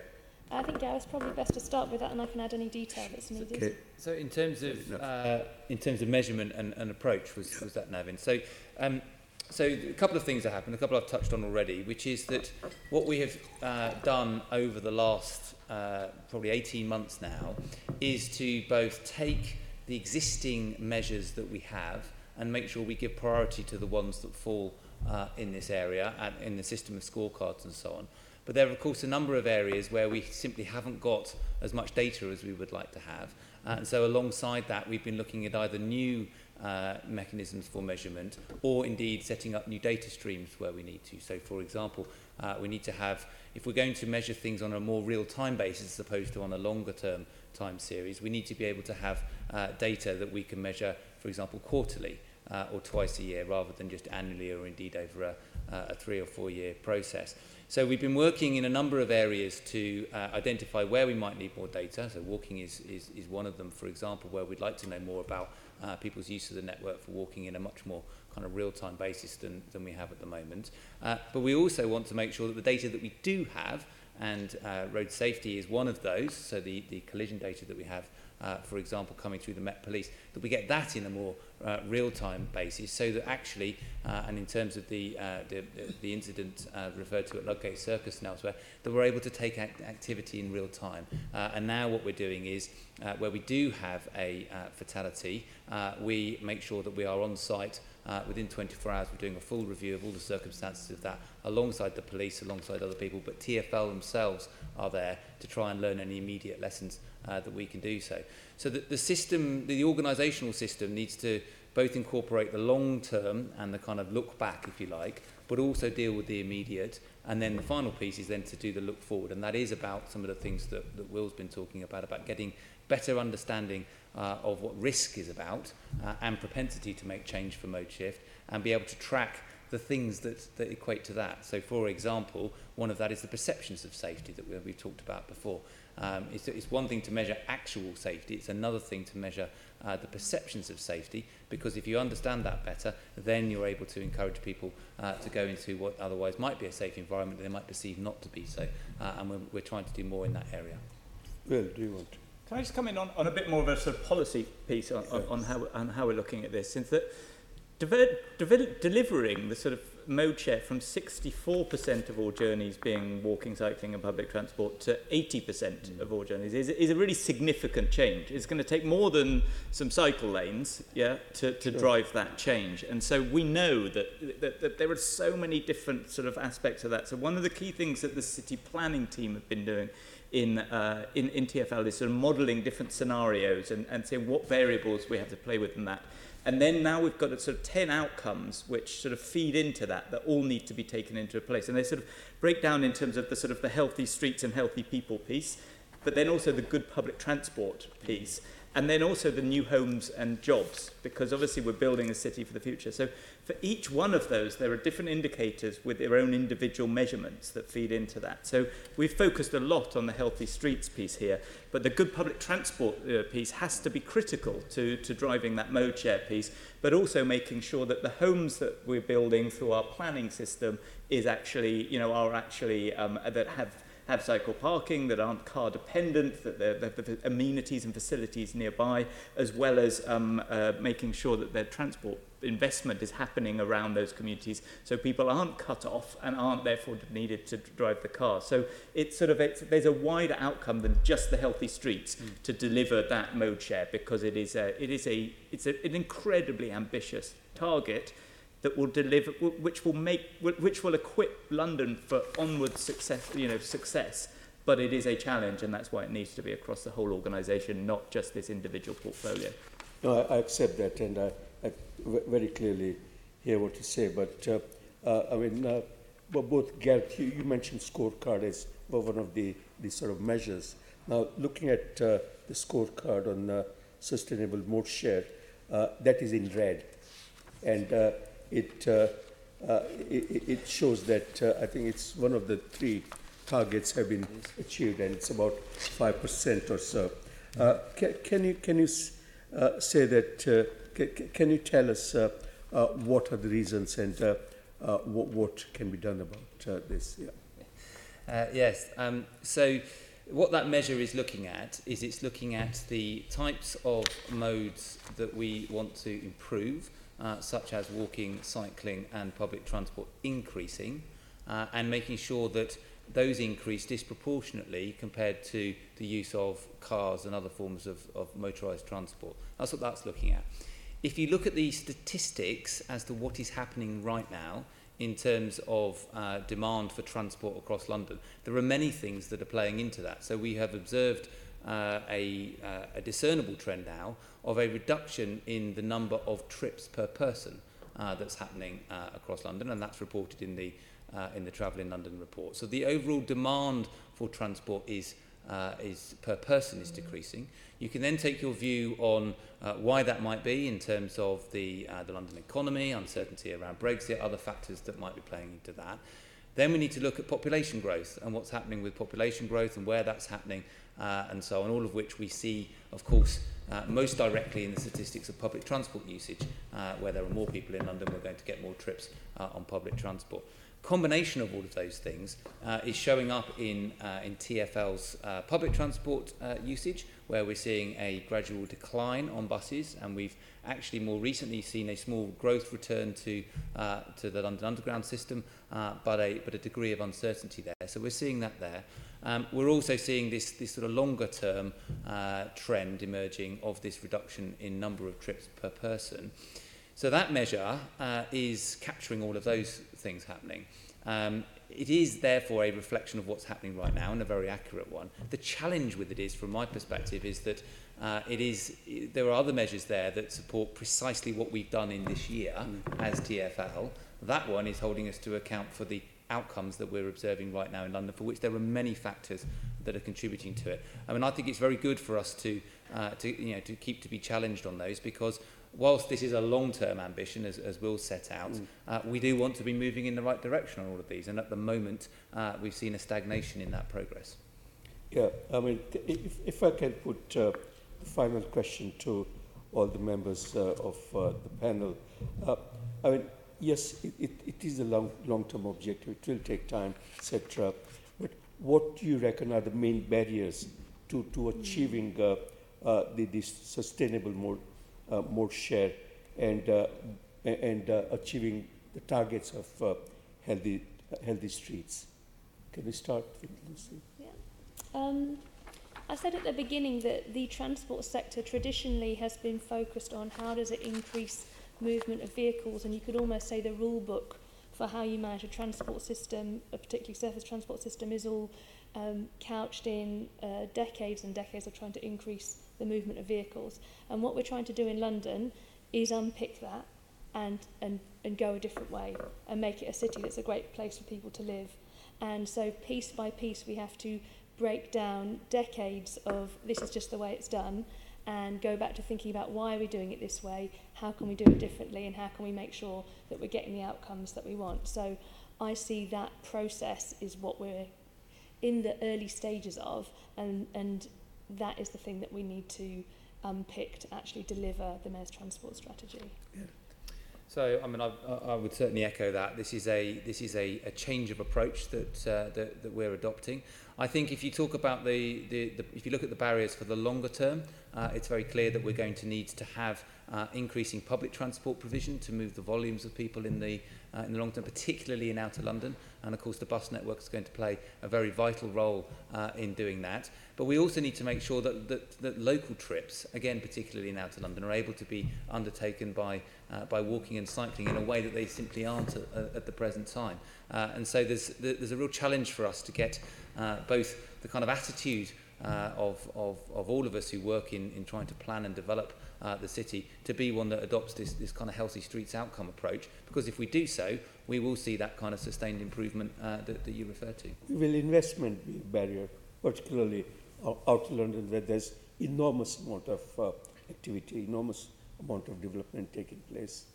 Well, absolutely. I mean, there has been some analysis done, and my colleagues in city planning are looking at, what would it take to try and develop London in the way that the Mayor's transport strategy sets out, and the way in which the London plan will set out, and so on. What's the level of investment that is necessary to develop a London of that character and nature? And it is very significant. But of course, the benefits are very significant too, because the benefits are in a healthy and productive city that's contributing to the UK economy. So, but both the cost of investment and the benefits that we want to achieve.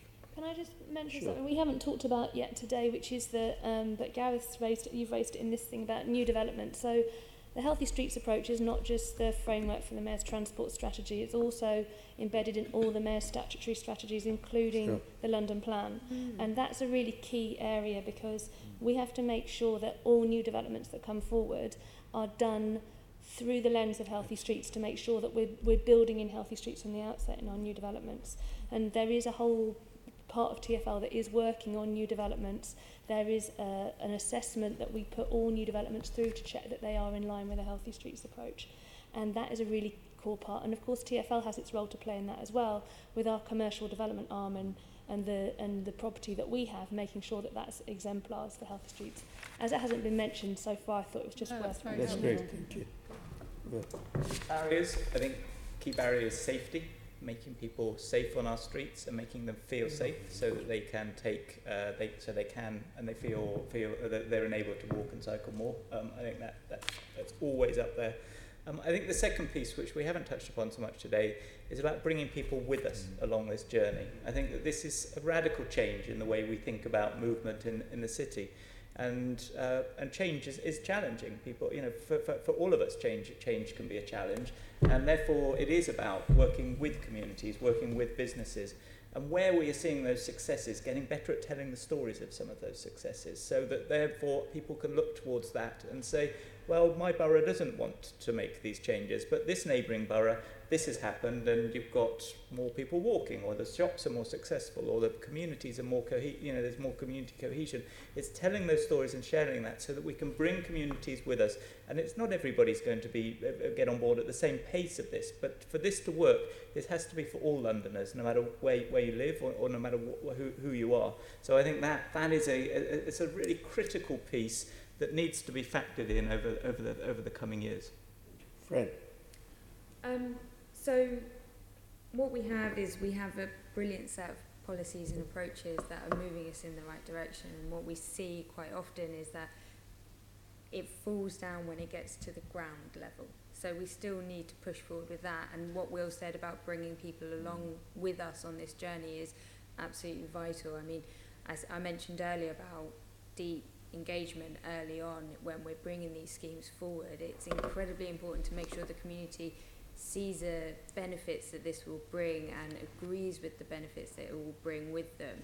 So that's about starting early conversations. That's about setting a set of principles down around wanting your streets to be, have reduced air pollution, have, places where kids can play out, have less rat-running traffic, and taking those principles and building schemes with communities that meet those principles and meet the aims of the healthy streets. That's going to be incredibly important.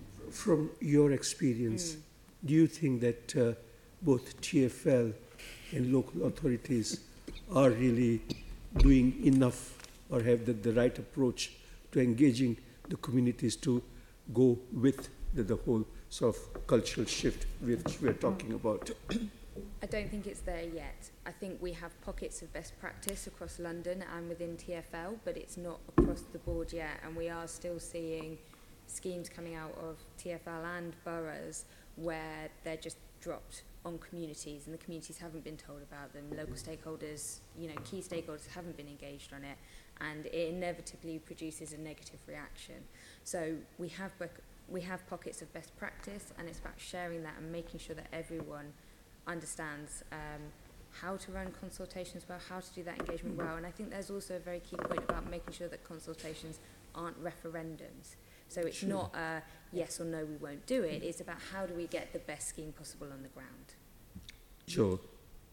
Please. Yeah. So, okay, just very quickly then, given the time, agree with that. Planning absolutely vital, and avoiding car dependency in newer areas really, really important. But just want to see that this is a great thing, Healthy Streets approach. We just want to see it taken to heart at local level, so it's actually put into practice on the ground. So it's with more priority space and time given to people on foot from our point of view, and but also fitting in with this bigger picture of what the city is going to be like, in 10, 20, 30 years' time, with more people. We have to take people with us, but we've got to take them on with the discussion of reducing traffic. And it's a hard thing to do, but in the long term, I don't know anybody who disagrees that that's what has to happen in London to keep it as a livable city. So I think actually that needs to be addressed as well. Thank you very much.